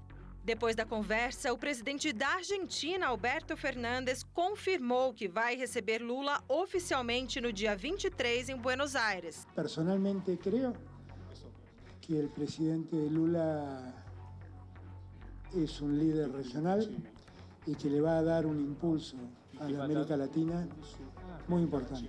Sua presença em Brasil é a volta de Brasil a todos os foros internacionais. O presidente de Portugal, Marcelo Rebelo de Sousa, também foi recebido no Palácio do Itamaraty. Ele convidou e Lula aceitou visitar Lisboa entre 22 e 25 de abril. Esse é um tema que está sempre presente nas nossas preocupações. Avançar com o dossiê do acordo entre a União Europeia e Mercosul. E aí, a política externa brasileira tem um papel fundamental. Lula não pôde ir ao velório de Pelé nesta segunda-feira, justamente por conta dessa maratona de encontros bilaterais. Mas o presidente fez um esforço, conseguiu organizar a agenda e decidiu que vai se despedir do ídolo nesta terça-feira pela manhã em Santos. Ainda no domingo, logo depois de tomar posse, Lula assinou 12 medidas que já têm efeito imediato. Entre elas, a que recria o Bolsa Família no valor de R$ 600 e a que prorroga a desoneração dos combustíveis por mais 60 dias. E ainda o decreto que inicia a reestruturação da política de controle de armas e também o decreto que restabelece medidas de combate ao desmatamento na Amazônia. Na lista de revogações assinadas pelo presidente estão ainda decretos publicados pelo governo de Jair Bolsonaro no último dia do mandato. Os atos foram assinados pelo então vice Hamilton Mourão, que estava no exercício da presidência. Entre eles, o que reduziria as alíquotas de PIS/COFINS sobre receitas financeiras de grandes empresas e retirava da receita quase 6 bilhões de reais por ano. Lula também suspendeu o processo de privatização de 8 estatais anunciado por Bolsonaro, entre elas da Petrobras, Correios e EBC. Houve reação do mercado, né, gente? A Bolsa de Valores e o dólar sentiram essas medidas tomadas de tirar algumas empresas da lista de privatizações. Também, o que eu gostaria de mencionar com vocês? Houve também o pedido à Controladoria Geral da União que analisasse os decretos de sigilo do governo anterior para ver quais devem ser mantidos e quais devem ser colocados em transparência. Atualizando a nossa reportagem, o presidente Lula já esteve em Santos, né? Mais cedo, ele viajou para Santos para o velório de Pelé. Ele foi acompanhado da primeira-dama, Janja, para prestar as últimas homenagens ao rei do futebol. André Anelli, ao vivo com a gente. O presidente já voltou para Brasília? André, está voltando? Oi, Malta, muito boa tarde para você, boa tarde a todos que acompanham o SBT Brasília primeira edição. A informação que nós temos é que o presidente Lula ainda não está aqui em Brasília. Como você disse, Malta, ele deixou a capital federal hoje por volta de 7 da manhã, pousou então no aeroporto de Congonhas, em São Paulo, por volta de 8h20. De lá ele seguiu de helicóptero até Santos, no litoral paulista. O pouso dele foi ali no estádio da Portuguesa Santista, um trajeto curto de carro até então a Vila Belmiro, onde aconteceu o velório do rei Pelé. Lula, acompanhado da primeira-dama Janja, acabou cumprimentando ali os familiares de Pelé, em especial a esposa, a viúva de Pelé, a Márcia Aoca. Então, foi uma cerimônia ali que Lula acabou participando. Logo, quando ele chegou, já estava começando então a cerimônia religiosa, encerrando esse velório, que teve duração de cerca de 24 horas, mas Lula não ficou até o final dessa cerimônia, não ficou também para o sepultamento. Ele deve retornar a Brasília ainda nesta terça-feira. Isso porque, Malta, você que está assistindo ao SBT Brasília, a agenda política aqui é muito intensa na capital federal.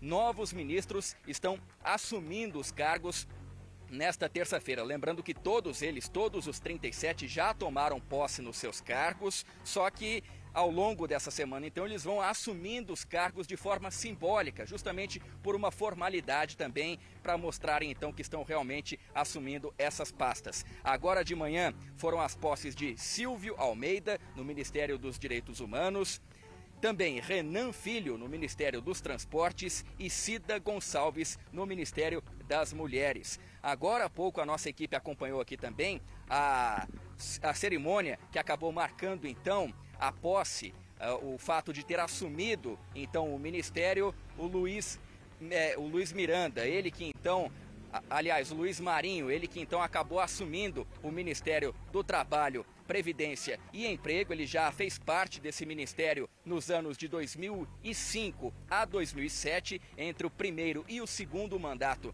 de Luiz Inácio Lula da Silva, e agora está retornando então para essa pasta original. Agora há pouco ele deu uma entrevista coletiva, ele disse que uma das prioridades à frente dessa pasta é justamente retirar totalmente aqueles direitos que foram impostos aos trabalhadores por meio da carteira verde e amarela. Ele diz que, com a ajuda do Congresso Nacional, deve revogar toda a carteira verde e amarela. Também falou em acabar, então, ressignificando o meio microempreendedor individual, que, de acordo com o ministro, tem sido usado, então, por algumas empresas para contratar os trabalhadores e sem mesmo aplicar a eles os direitos previstos na CLT, a consolidação das leis trabalhistas. Então, esses foram os destaques aqui do Ministério do Trabalho, com o Luiz Marinho agora retomando então, ele que já foi ministro dessa pasta, agora volta a ser ministro novamente nesse terceiro mandato de Lula. Ainda falando em relação aos ministérios, Malta,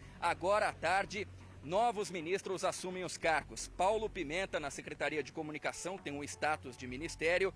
Também Jader Filho, no Ministério das Cidades. E ainda Vinícius Marques, na Controladoria Geral da União. Lembrando que amanhã, quarta-feira, essa lista de ministros que acabam assumindo os cargos ainda é concluída com Marina Silva no Meio Ambiente e o vice-presidente da República, Geraldo Alckmin, no Ministério do Desenvolvimento, Indústria e Comércio. Uma das últimas que devem assumir o cargo, então, de ministra é justamente Simone Tebet, na pasta do Planejamento. Essa cerimônia deve ficar apenas para quinta-feira.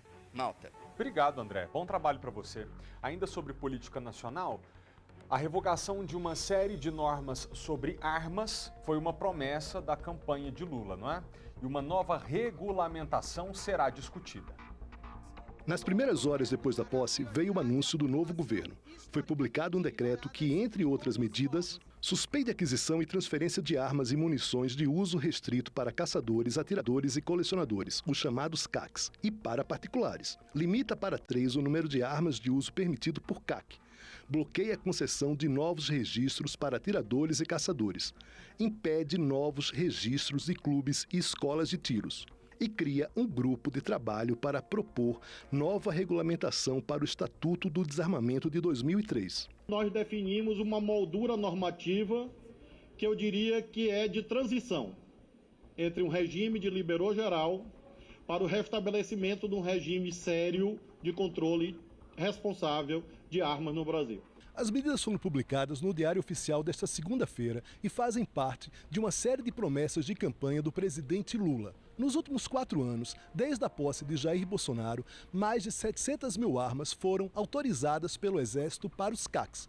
Isso sem contar o que foi liberado pela Polícia Federal. Nos últimos 11 meses, 795 novas concessões para CACs a cada dia foram publicadas, um número recorde. Houve uma escalada na quantidade de clubes de tiros, que ultrapassaram atualmente os 2.000 estabelecimentos no país. Este representante de empresas importadoras de armas diz que as medidas afetam um mercado que gera mais de 300 mil empregos diretos. Muitas dessas empresas giram com um capital de giro muito pequeno. E sem essa continuidade nas vendas, a tendência é que elas fechem as portas. Já para este pesquisador do Fórum de Segurança Pública, as mudanças vêm em boa hora. É muito bem-vindo esse decreto. É um cenário que nós temos duro pela frente, mas é um início de uma caminhada para ajudar a poupar vidas no Brasil.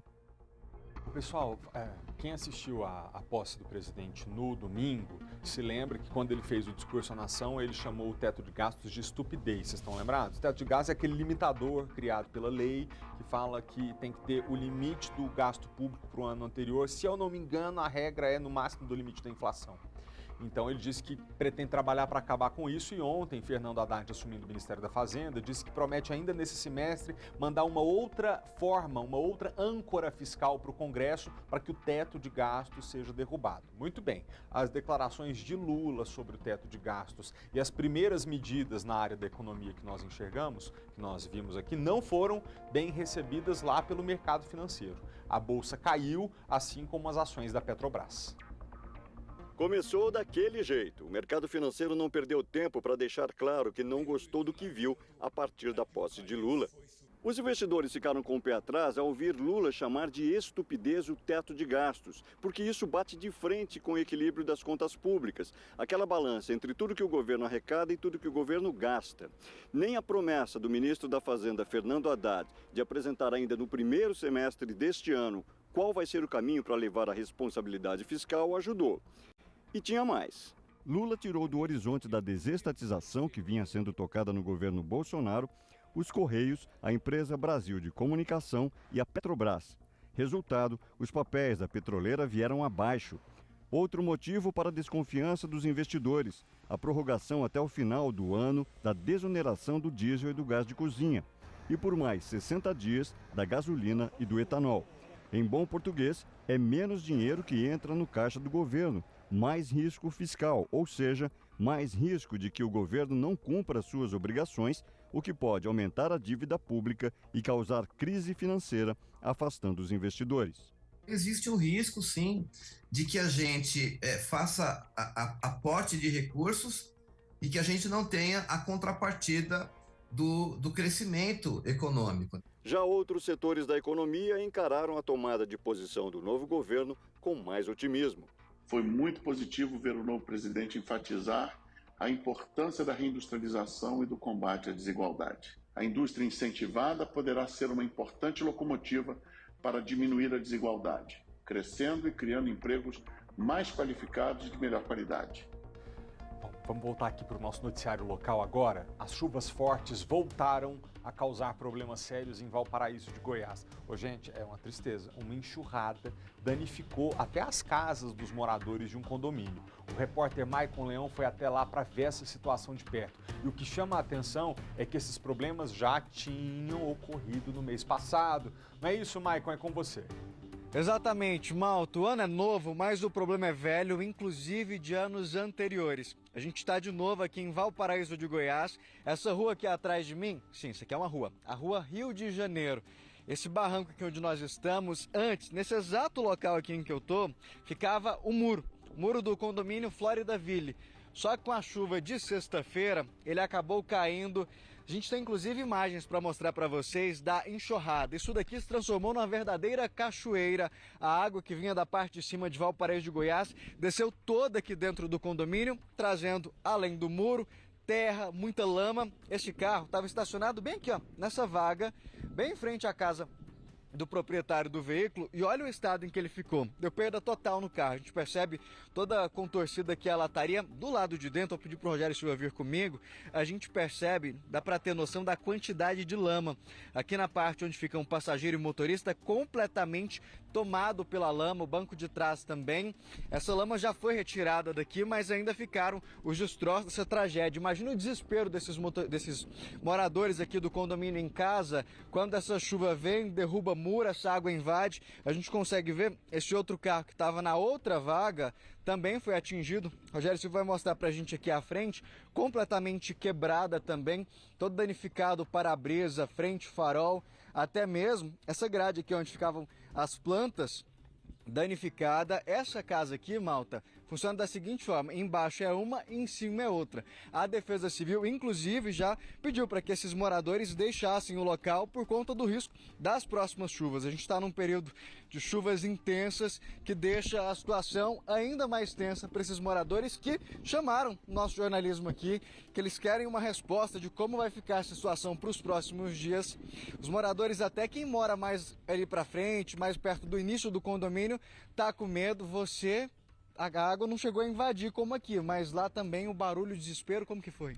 Foi um desespero muito grande, a gente ouviu gritos, barulho. Quando a gente saiu na janela, parecia que estava passando um rio, chegou até a minha garagem. Foi um desespero muito grande, porque a gente não sabia se ia entrar, se não ia, como que estava aqui para cima. Foi muito desesperador. Hoje o tempo começa a nublar. Qual é o sentimento que vocês têm? A gente já fica assustado, né? Não é de hoje que a gente vê o Valparaíso sofrendo muito, sempre nos períodos da chuva. Infelizmente a gente não vê aí a gestão pública resolver o problema pela raiz, né? A gente vê eles vindo aqui fazendo uma maquiagem sempre pós-chuva, mas não vê resolver a raiz do problema, que seria, na verdade, fazer um projeto aí executar o projeto de drenagem de águas das chuvas. Executar o projeto aí que já tem anos que está feito de águas pluviais, de captação de água da chuva, que não tem, que esse, na verdade, é um dos principais problemas do Valparaíso. Não tem captação, não tem drenagem de água da chuva. Então a enxurrada vem e sai levando tudo que vem pela frente. E esse problema já vem afetando a nossa cidade há anos. E a gente vê projetos, a gente vê promessas, mas não vê a solução. Malta, dessa vez foi nesse condomínio aqui, mas conversando com os moradores, nós descobrimos que situação como essa da água derrubar muro já aconteceu também em outros condomínios, inclusive tem um que já 3 vezes. Tem um que é o condomínio Esmeralda, né? No mesmo dia que caiu esse daqui, caiu lá também, né? E o de lá levou até o portão. E a gente precisa de uma solução urgente, porque é difícil, porque no dia do acontecimento aqui, Eu entrei em desespero, eu não sabia se chorava, pedi socorro, não tinha como, porque os vizinhos estavam tudo na mesma situação, né? A água entrando de casa e eu desesperada, chorando, empurrando com o rodo para não terminar para não entrar muita água dentro de casa. Mas ficou uma situação muito difícil, a gente, até assim, o estado emocional da gente ficou muito abalado devido a essa situação, porque a gente, assim, é minha casa, a minha vida, né? Agora que está minha casa, minha dívida e muita lama, né? E tá difícil a gente continuar aqui desse jeito, com medo. Eu mesmo não estou conseguindo dormir direito de noite. Quando o tempo se forma assim, chuva, eu já fico pedindo a Deus que a chuva vá para outro canto e menos para não vir para cá. Porque já não dorme mais. Não consigo dormir, não. Como é que dorme desse jeito? Qualquer barulhinho, eu penso que é as enxurradas que vai descendo de novo. Não tem como, alguém tem que tomar providência urgente sobre isso aqui, sobre o Valparaíso, que está todo quase nessa situação, né?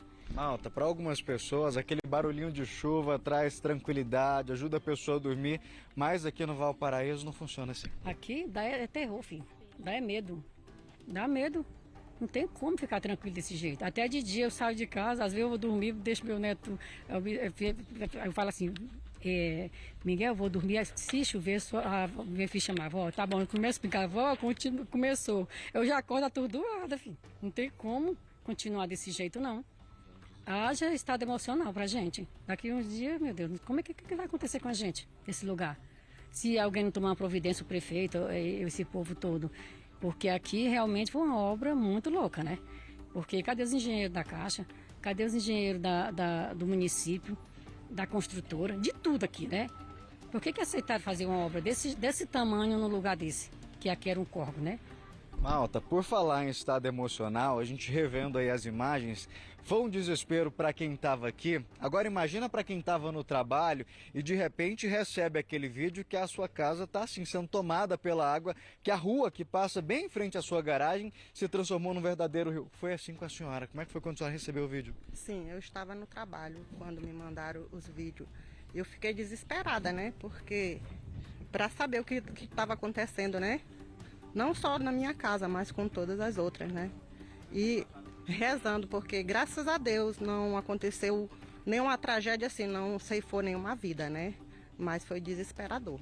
Mesmo morando um pouquinho mais abaixo, fica com medo. Porque a gente não pensa só na gente, nas outras pessoas, né? As pessoas que perderam as suas casas, o rapaz que perdeu o carro, que trabalha tanto, né? Para conseguir um bem material e aí de repente acontece isso, é muito triste essa situação. E nós queremos uma resposta, né, das pessoas responsáveis, porque nós estamos aqui abandonados no setor de Chácara Anhanguera. Queremos uma resposta. Vocês querem uma solução aqui que seja resolvida. Exatamente, até agora não apareceu ninguém para dar uma resposta para a gente está aguardando aqui até hoje, desde a semana passada, o ocorrido. Ninguém tomou uma iniciativa de nada. Tivemos que abandonar as nossas casas sem ter para onde ir, tá? Você, inclusive, é a moradora da casa ali de cima que foi orientado pela Defesa Civil a deixar o imóvel. A minha garagem ficou totalmente destruída. A sorte é que eu estava no trabalho, né? Meu carro não estava ali. Porque senão ia ser perda total também. Qual que é o sentimento que fica de olhar e ver que a frente da sua casa ficou assim, que você vai ter que sair de casa, mesmo ainda pagando? Sim, descaso total, porque ninguém dá uma resposta. E como que você está fazendo? Você foi para onde? A gente está na casa de parentes, a gente vem aqui durante o dia, à noite tem que dormir fora. Sem saber como vai ser os próximos dias ainda? Saber, quando o tempo fecha a gente já entra em desespero, com medo da próxima chuva acabar com o restante. Malta, como todo mundo está em casa já sabe, aqui no SBT Brasília a gente sempre vai atrás de uma resposta. O cartaz está aqui, ó. Queremos uma resposta, uma solução. Mais uma vez, nós chamamos o secretário de Infraestrutura e Obras aqui de Valparaíso, o Marcos Vinícius, está aqui, veio no local, ouvir essa demanda dos moradores. E o Marcos, eu começo já refazendo essa pergunta. O que deve ser feito agora? Boa tarde. Boa tarde, tudo bem?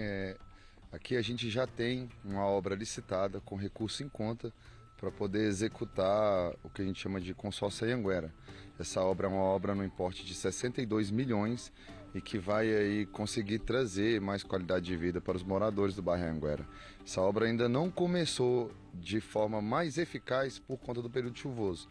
Nós tivemos que fazer alguns estudos, como estudos ambientais, para que a gente não tirasse todo esse volume de água e simplesmente jogasse no córrego, causando um outro problema. Você tira o problema de um trecho da cidade e acaba jogando esse problema mais para frente. Então, a orientação era a gente fazer tudo com muita responsabilidade, uma licitação muito transparente, já está publicada no site da prefeitura, e que a gente conseguisse de fato resolver os problemas do bairro Anhanguera.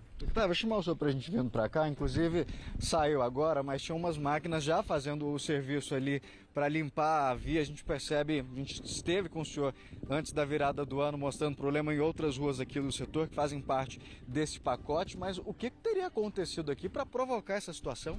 Então, o bairro Anhanguera é o bairro com um dos maiores adensamentos demográficos da região, somado ao Distrito Federal e a região do entorno, que é a segunda maior região do estado de Goiás, perdendo apenas para a capital.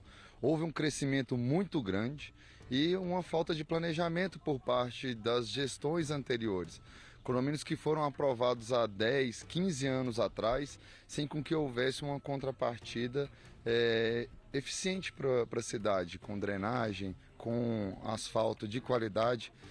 E isso, o que ocorreu aqui de fato foi que esse condomínio está onde a gente chama de Caminho das Águas. Aqui o bairro Anhanguera, conhecido como Chacras Anhanguera, é um bairro de chacras, com muitos mananciais.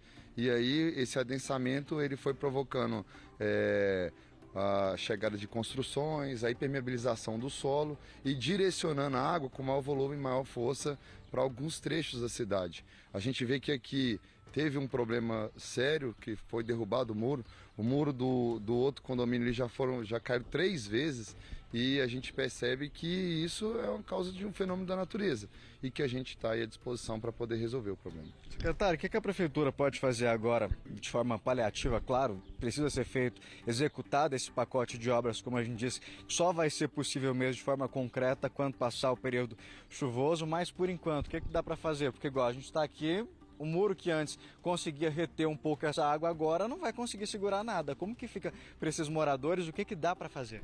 A prefeitura esteve aqui no dia 23, logo após a chuva, e passamos o dia aqui. A gente saiu daqui, devia ser 11 horas da noite. No sábado, a prefeitura voltou aqui. Eu mesmo estive aqui com o caminhão-pipa, limpando a rua. As máquinas aqui trabalhando, retirou o resto dos entulhos que estavam aqui, porque esses entulhos poderiam, no caso de uma nova chuva, causar risco para os moradores.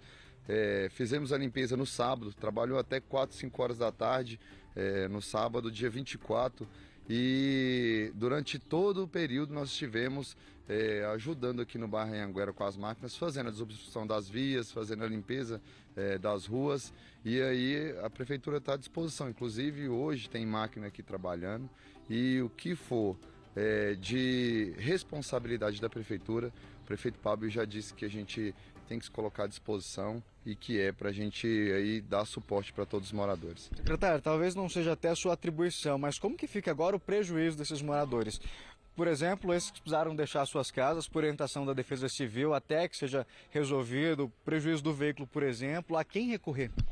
Ontem nós estivemos sentados com a Superintendência de Fiscalização, que trata de obras particulares, junto com a pasta da Secretaria de Infraestrutura, e hoje ou no máximo amanhã a gente deve sentar com a Defesa Civil para poder apurar os danos e aí responsabilizar quem de fato tem responsabilidade por esses prejuízos causados para os moradores. Enquanto essas pessoas, por exemplo, tiveram que sair de casa, existe a possibilidade da prefeitura dar algum auxílio, alguma forma assim?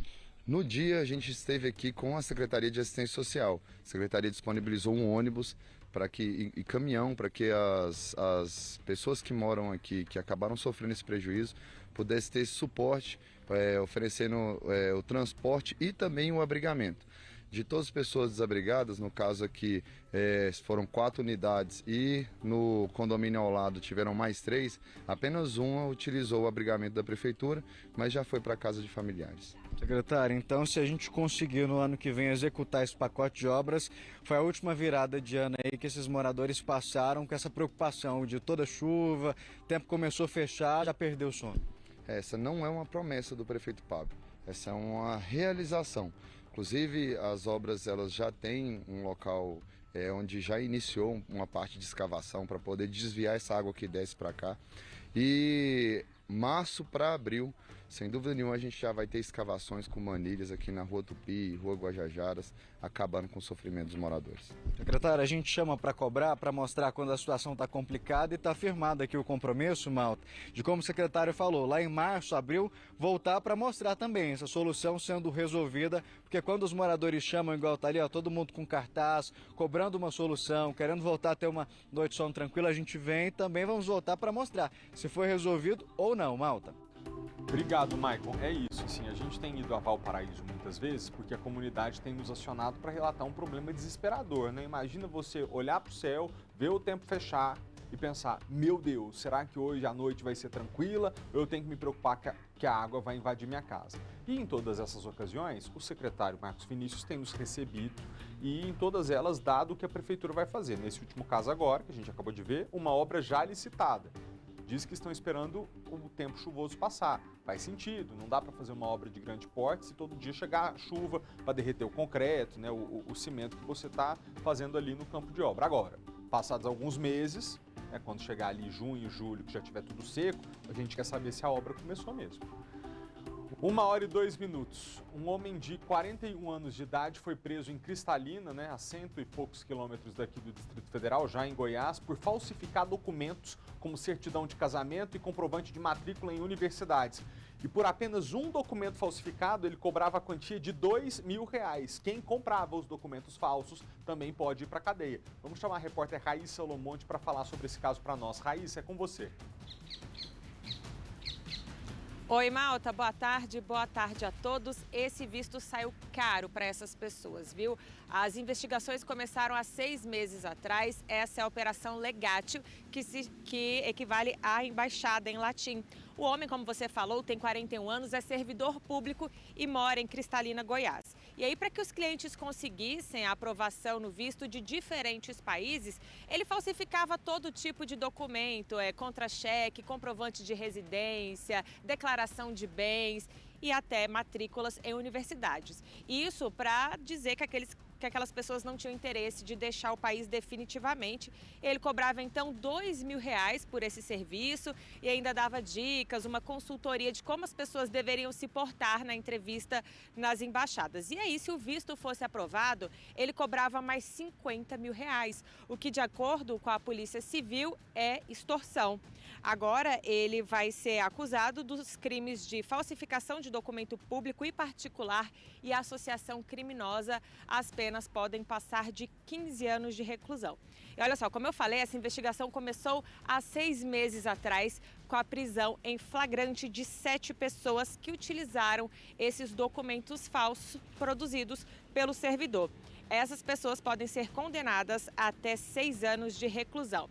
As investigações continuam para identificar outras pessoas que possam ter usado também esses documentos para conseguir o visto. A nossa equipe conversou com o delegado responsável pela operação, o Wesley Salomão. A Polícia Civil do Distrito Federal deflagrou a Operação Legatio, em que foram cumpridos um mandado de prisão preventiva de um homem de 41 anos e um mandado de busca e apreensão em sua residência, localizada em Cristalina, Goiás, pela prática dos crimes de falsificação de documento público, falsificação de documento particular e associação criminosa. As investigações tiveram início há cerca de 6 meses, em decorrência da prisão de 7 pessoas por uso de documentos falsos em embaixadas em Brasília, cujos documentos foram produzidos pela pessoa que foi presa na presente data. Ele cobrava R$2.000 por pessoa, além de fornecer os documentos falsos, instruía essas pessoas a como se portar nas entrevistas consulares. Caso a pessoa conseguisse os vistos e fosse para outro país, deveria pagar ainda R$50.000.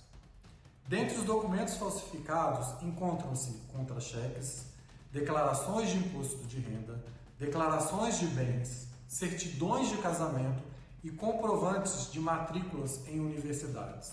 As investigações se iniciaram há cerca de 6 meses em decorrência da prisão de 7 pessoas por uso de documentos falsos em embaixadas em Brasília. Esses documentos falsos foram produzidos pela pessoa que foi presa na presente data. Ela cobrava R$2.000 por pessoa para entregar os documentos falsos e ensinar como se comportar nas entrevistas consulares, e caso a pessoa conseguisse sair para um outro país, deveria pagar mais R$50.000. As pessoas que usaram estes documentos falsos respondem pelo crime de uso de documento falso, cuja pena é até de 6 anos de reclusão. Já essa pessoa que produziu os documentos pode receber penas superiores a 15 anos de reclusão. Começa hoje o prazo para efetivar as matrículas dos alunos da rede pública de ensino do Distrito Federal. Mônica Vieira com a gente ao vivo. Boa tarde. Qual que é o passo a passo aí para fazer a confirmação?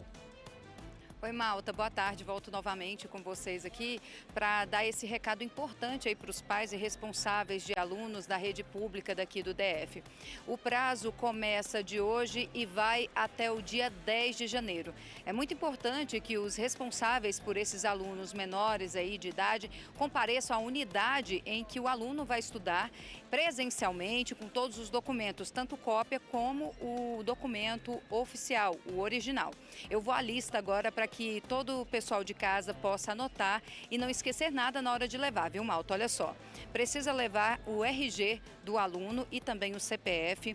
O responsável pelo aluno tem que levar CNH ou também o RG também dele, o CPF, declaração provisória de matrícula ou também o histórico escolar, comprovante de residência, 2 cópias de fotos 3x4, comprovante de tipagem sanguínea, isso aí é de acordo com os termos de uma resolução aqui do Distrito Federal, então é obrigado a levar aí a tipagem sanguínea do aluno, carteira de vacinação também conforme lei de número 6.345, também o número de inscrição do NIS do aluno e o número de inscrição do NIS do responsável legal por esse aluno. Vale ressaltar, Malta, é importante que os pais devem comparecer de hoje até o dia 10. Quem não comparecer perde a vaga naquela unidade. Eles fizeram a pré-matrícula no final do ano passado, informando qual escola ficaria mais próxima de casa e também os casos de remanejamento. Tiveram pais que fizeram remanejamento aí de escola. Toda essa lista de remanejamento, a escola que o aluno vai estudar e também serve também, Malta, para os alunos do EJA, que é aqueles estudantes, né, de jovens e adultos. Então, todos devem acessar aí o site do Distrito Federal, o GDF, para saber a lista completa onde o aluno está matriculado e efetivar essa matrícula impreterivelmente até o dia 10 de janeiro. Caso não ocorra dentro desse prazo, o aluno perde mesmo ali e vai precisar esperar um remanejamento interno, porque existem filas, né, de espera para que alunos que ficaram aguardando para poder ir para uma unidade, estava completo, então eles acabam dando essa preferência. Então é muito importante que os pais e os alunos da rede pública vão aí até, dentro desse prazo de hoje, até o dia 10, confirmar a matrícula com todos esses documentos em mãos. Eu volto com você no estúdio. Muito obrigado, Mônica, pelas informações. O novo ministro da Defesa, José Múcio, afirmou ontem, segunda-feira, que os atos que defendem pautas antidemocráticas na frente dos quartéis devem acabar naturalmente. Após a posse do presidente Lula, os protestos perderam força. Em Juiz de Fora, o acampamento na frente do quartel foi desmontado após 60 dias de mobilização. O movimento também perdeu força em Florianópolis. Na porta do Comando Militar do Sudeste, na zona sul da capital paulista, o grupo que permanece acampado é menor do que semanas atrás. Aqui em Brasília, parte dos apoiadores de atos antidemocráticos, acampados em frente ao quartel-general do Exército, começou a se desmobilizar neste domingo durante a posse do presidente Lula. No fim da tarde, o novo ministro da Defesa, José Múcio Monteiro, falou sobre o enfraquecimento das manifestações. Disse que não deve fazer uma ação mais direta para acabar com os acampamentos. Eu acho que aquilo o verbo talvez seja se esvair, né? Na hora que o ex-presidente da República entregou seu cargo, saiu do seu cargo, que o general Mourão fez um pronunciamento falando que todos voltassem aos seus lares, né? Aquelas manifestações nos acampamentos é uma manifestação da democracia. A gente tem que entender que Nem todos os adversários são inimigos. E o novo governo já tomou decisões que mudam a condução da política ambiental no Brasil. Um dos decretos presidenciais estabelece o prazo de 45 dias para a regulamentação do Conselho Nacional de Meio Ambiente, o CONAMA. O colegiado teve o número de 96 conselheiros reduzido para 9 durante o governo Bolsonaro. O governo anterior era muito avesso a essa participação da sociedade e restringiu, e diminuiu essa estrutura de participação. Outra medida é a criação da Comissão Interministerial Permanente de Prevenção e Controle do Desmatamento. Hoje, nós temos um monitoramento ativo da Amazônia e do Cerrado. Ainda não temos dos outros biomas. Para que haja um plano, precisa ter um monitoramento. Lula também revogou o decreto que instituía o Programa de Apoio ao Desenvolvimento da Mineração Artesanal e em Pequena Escala, visto como um incentivo ao garimpo ilegal em áreas protegidas. Para você ter uma mineração, ali é um recurso público, tem que haver uma concessão daquilo, tem que ter um licenciamento ambiental. E esse garimpo ilegal, eles chegam, ocupam a área ilegalmente, basicamente eles roubam o recurso público, A reestruturação do funcionamento do Fundo Amazônia, criado em 2008 para financiar ações de combate ao desmatamento, foi outra importante ação tomada pelo novo governo. As medidas já começaram a render frutos. A Alemanha, por exemplo, informou que irá disponibilizar 35 milhões de euros ao fundo. Basicamente, o Brasil ele quebrou uma cláusula do contrato que diz que é fundamental ter essa instância, o que fez com que os doadores suspendessem o pagamento.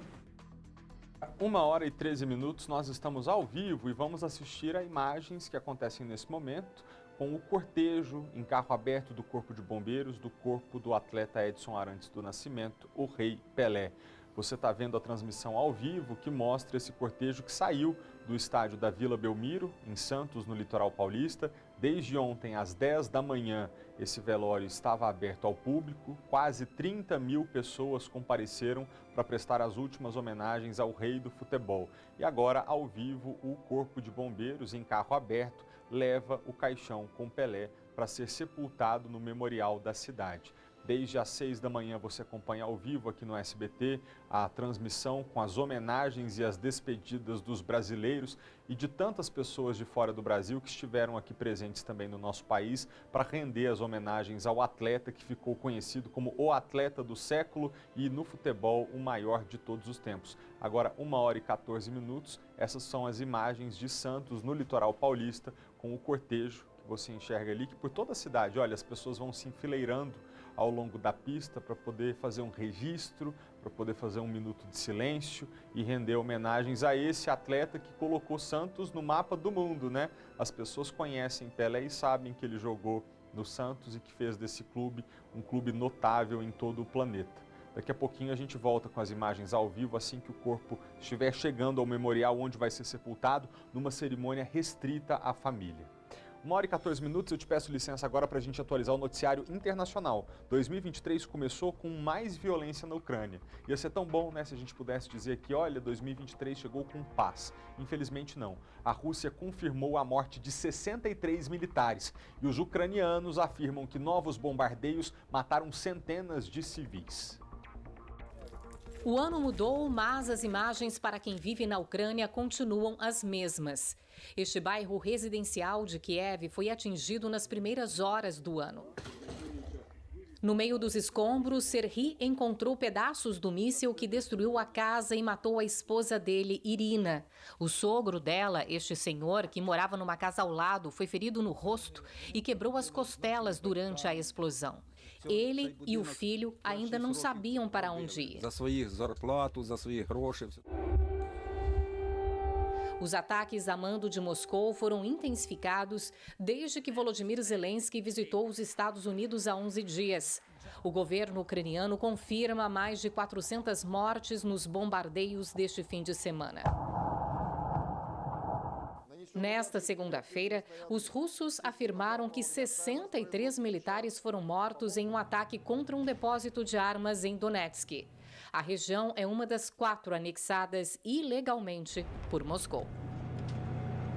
Segundo a Rússia, o ataque ucraniano foi feito com um sistema de mísseis de alta precisão enviado pelos Estados Unidos. Aqui na Casa Branca, o presidente americano Joe Biden garante que o apoio americano a Kiev vai continuar, mesmo com a oposição tornando-se maioria na Câmara. Nesta terça-feira, dia 3 de janeiro, todos os deputados eleitos tomam posse. Sobre as notícias internacionais, começou ontem, segunda-feira, o velório do Papa Bento XVI no Vaticano. As homenagens seguem até quinta-feira. As orações dos colaboradores mais próximos de Bento XVI romperam o silêncio do Mosteiro do Vaticano, onde Joseph Ratzinger viveu como Papa aposentado por quase 10 anos. Ainda era madrugada no Brasil quando o cortejo seguiu até a Basílica de São Pedro para uma cerimônia privada e breve. Em seguida, o velório foi aberto ao público. Esse grupo de religiosos brasileiros esperou 2 horas para se despedir. Foi o Papa da minha adolescência e foi ele que me ensinou tanto da fé, a amar a igreja, a crer. O que significa crer no mundo de hoje? E o sentimento é uma mistura, né? de serenidade, de paz, uma gratidão profunda com o Papa Bento por tudo o que ele fez pela igreja. Gratidão também compartilhada por Dona Elianete, que veio de Minas Gerais. O trabalho do Bento XVI foi muito bonito para a humanidade toda, não só para a população religiosa, mas para todo mundo. Mais de 40 mil pessoas já passaram pela Basílica. O presidente e a premier italiana foram as primeiras autoridades a comparecer ao velório, que deve continuar até quarta-feira. O Vaticano espera acolher cerca de 60 mil pessoas para o sepultamento de Bento XVI na próxima quinta-feira, dia 5.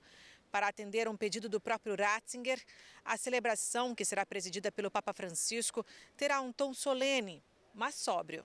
Em testamento, o Papa Emérito pediu para ser sepultado nas grutas da Basílica de São Pedro, mesmo local para onde foi levado o corpo do antecessor, João Paulo II. 1h18. Pessoal, ontem nós vimos janeiro, fevereiro, março, abril e agora a gente relembra os acontecimentos do ano. Ontem a gente passou pelo primeiro terço de 2022, janeiro, fevereiro, março e abril. E agora a gente traz mais 4 meses de retrospectiva, começando por maio, quando uma certa música grudou na cabeça da gente. Não sei mais pra onde ir, já que a noite foi longa, não sei. Nem precisa acordar porque a verdade é uma só. Em maio, esse Pedrinho nem dormiu. A música do grupo jovem Dionísio virou trend na internet e era só abrir o feed que pronto. Lá vinha o refrão de novo. Acorda, Pedrinho, que hoje tem campeonato, vem dançar comigo, vai ver que eu te esculacho. Acorda, Pedrinho, que hoje tem campeonato, vem dançar comigo, vai ver que eu te esculacho. Mas o Pedrinho não foi o único que despertou. O ciclone Iaquecã passou pelo Brasil, causando estragos no sul do país. Teve também um tornado no Kansas, com imagens impressionantes. E no México, a preocupação ficou por conta do Ágata, para abrir a temporada de furacões no Pacífico. 9 pessoas morreram e pelo menos 6 ficaram desaparecidas. Triste, né? E olha que o nosso passeio por maio, o 5º mês do ano, mal começou.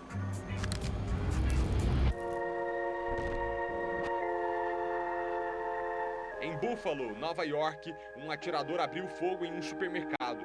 Foi um crime de ódio motivado por racismo. Buffalo é um bairro em que a maioria dos moradores são negros e o assassino dirigiu horas armado até chegar lá. Nesse ataque, 10 pessoas morreram, outras 3 ficaram feridas e o atirador, de 18 anos, foi preso. Falando em racismo, foi em maio que um motorista de aplicativo filmou a fala preconceituosa de uma passageira. O registro foi feito na Pensilvânia, também nos Estados Unidos. Teve tiroteio numa escola do Texas que resultou na morte de 21 pessoas. Aqui no Brasil, os noticiários acompanhavam a operação da Polícia Militar na Vila Cruzeiro, uma favela do Rio de Janeiro. Uma mulher foi vítima de bala perdida e não resistiu. A troca de tiros entre policiais e criminosos resultou na morte de outras 22 pessoas. Para quem mora na comunidade, foram 12 horas de terror. E as imagens da polícia encurralada são de desespero. Aqui! Não sei quem tá ali! Meu Deus! Baleado! Tô baleado! Essa ação policial na Vila Cruzeiro foi muito criticada, até porque, em maio, essa foi a imagem que circulou no país todo. Um homem de 38 anos morreu sufocado dentro de uma viatura da PRF. Genival foi vítima de uma abordagem truculenta no município de Umbaúba, Sergipe. Morreu dentro de um porta-malas, respirando gás que foi jogado lá dentro pelos agentes policiais. Os moradores que presenciaram a abordagem ficaram revoltados. Vai matar o cara.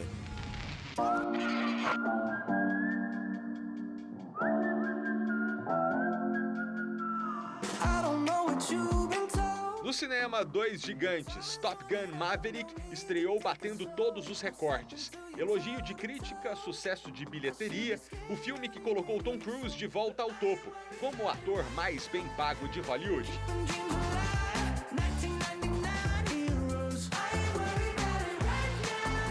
A outra estreia de milhões... Eu quebro e me torno inimiga. Doutor Estranho, o multiverso da loucura. O filme deixou os nerds em polvorosa. A festa é alemã! A festa é do Eintracht Frankfurt! Frankfurt, da Alemanha, venceu a Europa League. Na Champions, deu a realeza, a elite do futebol. O Real Madrid de Benzema e Vini Júnior ergueu a taça mais pesada da Europa. Falando em realeza, nasceu o príncipezinho do pop, o filho da Rihanna. A cantora não divulgou nem o nome, nem o rostinho dele.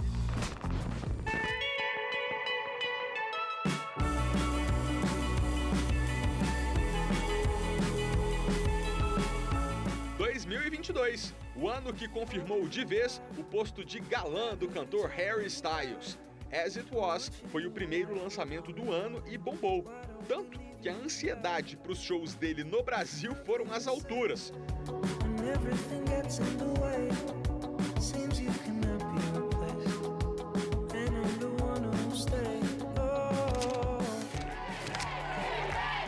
Mas calma, que se o assunto é show, o destaque de maio vai para outra pessoa.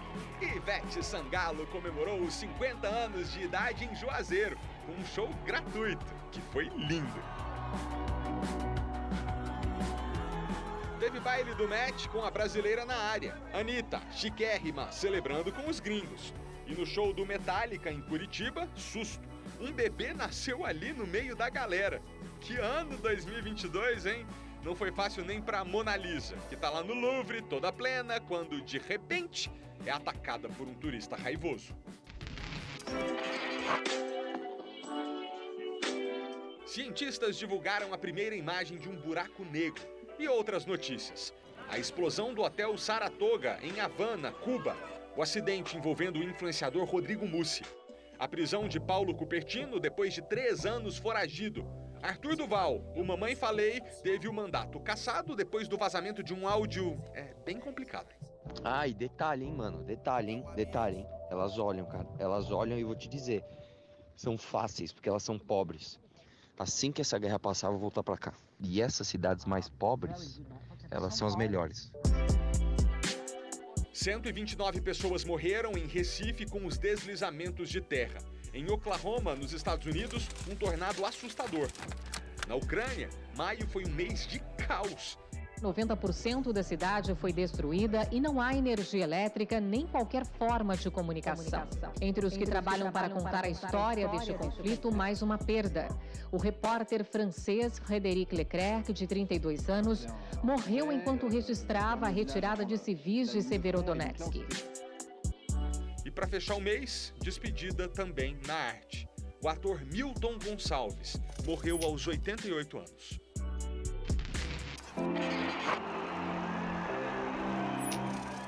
Aí veio junho. A rainha Elizabeth recebeu o Jubileu de Platina, que marcou os seus 70 anos como soberana do Reino Unido. A A Microsoft aposentou seu antigo navegador, o Internet Explorer. E, nessa época, nas redes sociais, o assunto foi: e a treta do Luva de Pedreiro com o empresário, hein? Nossa, deu o que falar. Um terremoto no Afeganistão matou mais de 1.000 pessoas. Um avião de pequeno porte caiu em Pirapora, Minas Gerais. 3 pessoas não resistiram. Teve vazamento de gás muito sério na Jordânia. 53 imigrantes foram encontrados no Texas dentro de um caminhão. E no Brasil, o primeiro caso confirmado de varíola dos macacos.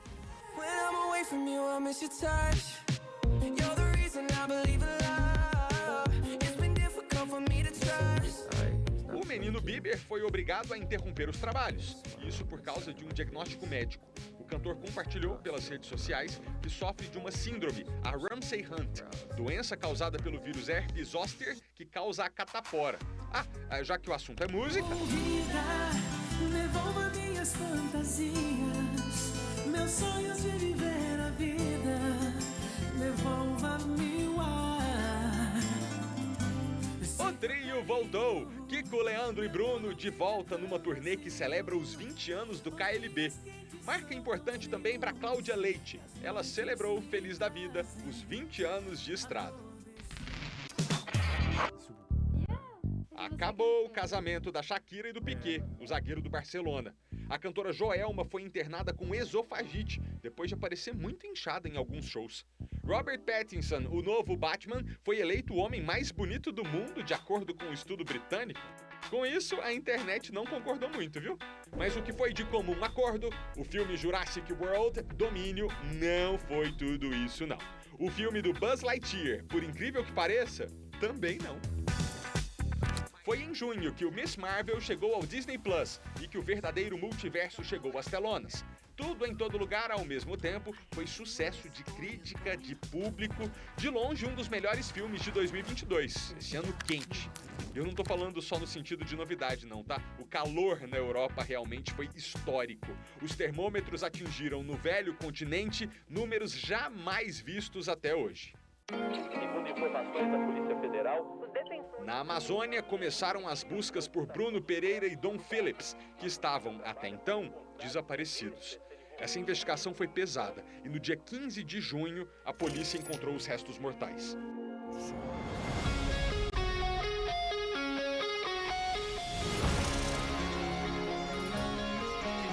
Com uma trilha sonora cheia de Guns N' Roses, Thor, Amor e Trovão chegou ao cinema.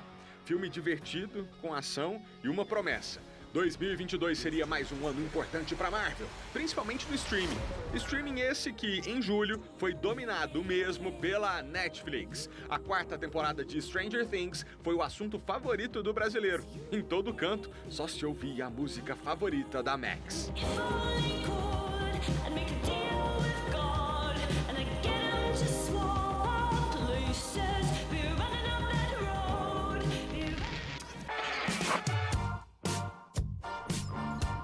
E para ver a sua série favorita sem travar, bora de 5G? O novo sinal de internet foi inaugurado no Brasil e a capital, Brasília, foi a primeira do país a estrear a novidade. Falando em lançamentos, a NASA iniciou uma nova era com o telescópio James Webb. As primeiras imagens foram de tirar o fôlego. A OMS declarou a varíola dos macacos como surto. No Reino Unido, Boris Johnson renunciou ao cargo de primeiro-ministro. E em Illinois, nos Estados Unidos, o desfile do 4 de julho, feriado da independência, foi marcado por um tiroteio. 6 pessoas morreram. Elon Musk desistiu de comprar o Twitter e foi processado, deu a maior treta. Jennifer Lopez e Ben Affleck se casaram do nada em Las Vegas. Cada dia é melhor, cada dia um dia melhor. Anitta descobriu um diagnóstico de endometriose e, calma aí que, falando na diva do pop, julho marcou o retorno da maior delas. Depois de um tempinho fora dos palcos, Beyoncé retomou os trabalhos. E ela fez isso com um álbum e hit novos. Bem-vinda de volta, rainha!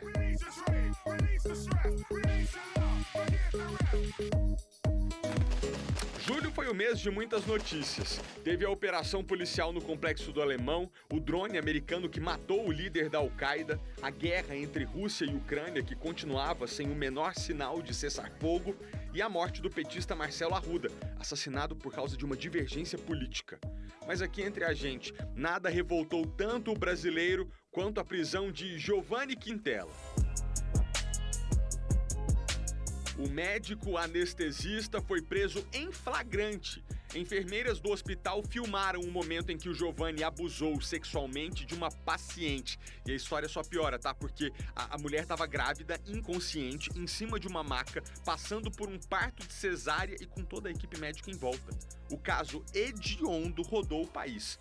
E outras vítimas desse médico monstro começaram a aparecer. O filme do Elvis chegou às telonas, revelando um outro lado do rei do rock.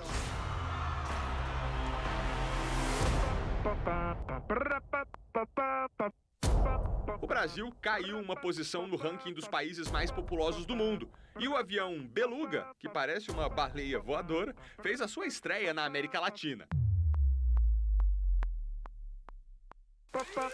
Na Califórnia, incêndios assustadores, hein? O fogo em Yosemite demorou muito tempo para ser controlado. Nas Filipinas, terremoto. Na Colômbia, acidente em uma tourada. No Brasil, bom, Wesley Safadão, um fenômeno à parte. Ele teve que cancelar vários shows e o motivo foi a hérnia de disco que pegou o cantor DJ. Mas e a música viral do mês? Aquela que vira dancinha do TikTok, não teve não? Ah, teve! Luísa Sonza fez um hit sobre as cachorras dela. E não é que a música fez sucesso?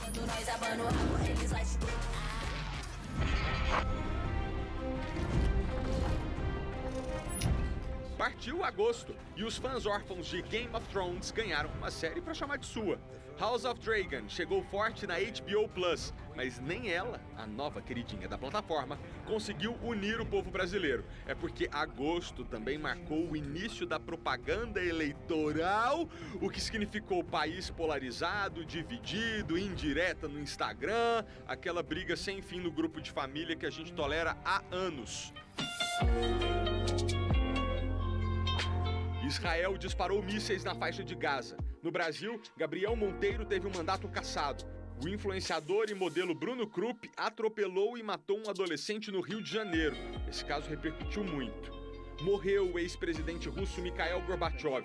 E falando nela, a Rússia, agosto marcou os 6 meses da guerra. A situação, naquele momento, os bombardeios continuavam, Kiev ainda resistia e os dois países lutavam não apenas pela vitória na disputa, mas pelo controle da narrativa. Essa outra mulher sou eu.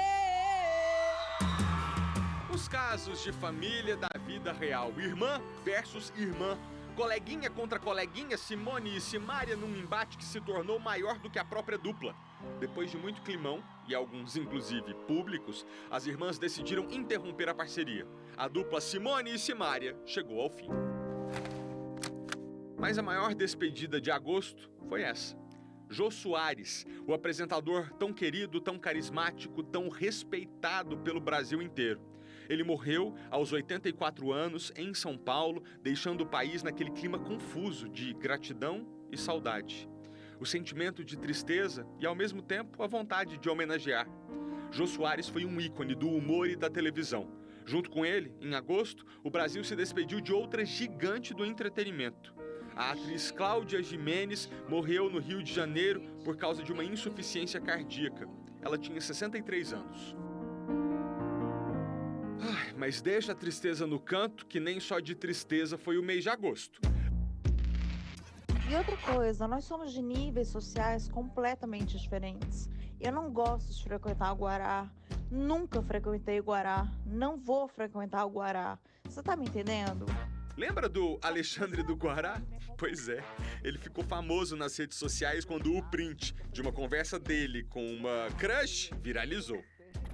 Um buraco gigante apareceu no Chile e ninguém sabe explicar o motivo, nem por que ele continua aumentando de tamanho. Teve o conflito entre Taiwan e China. O Talibã comemorou 1 ano de ocupação no Afeganistão. A pobreza e a fome na Somália viraram um motivo de preocupação para as Nações Unidas. E teve chuva intensa no Paquistão. Nesse temporal, 119 pessoas morreram. Em agosto, J.Lo e Ben Affleck fizeram mais uma festa de casamento, porque afinal, quem pode, pode. Nos games não teve jeito, só deu o jogo gatinho. No streaming foi a vez dela, She-Hulk, chegou para fortalecer o time feminino da Marvel, com uma série muito criticada. Eu não tô orgulhosa disso. Sobre mulheres icônicas, a morte da princesa Diana completou 25 anos. Para fechar o combo de agosto, teve a leitura da Carta em Defesa da Democracia na USP em São Paulo e um tufão bem nervoso na China.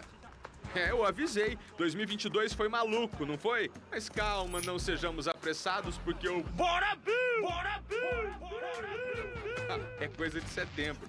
E o 9º mês do ano eu deixo pra daqui a pouco.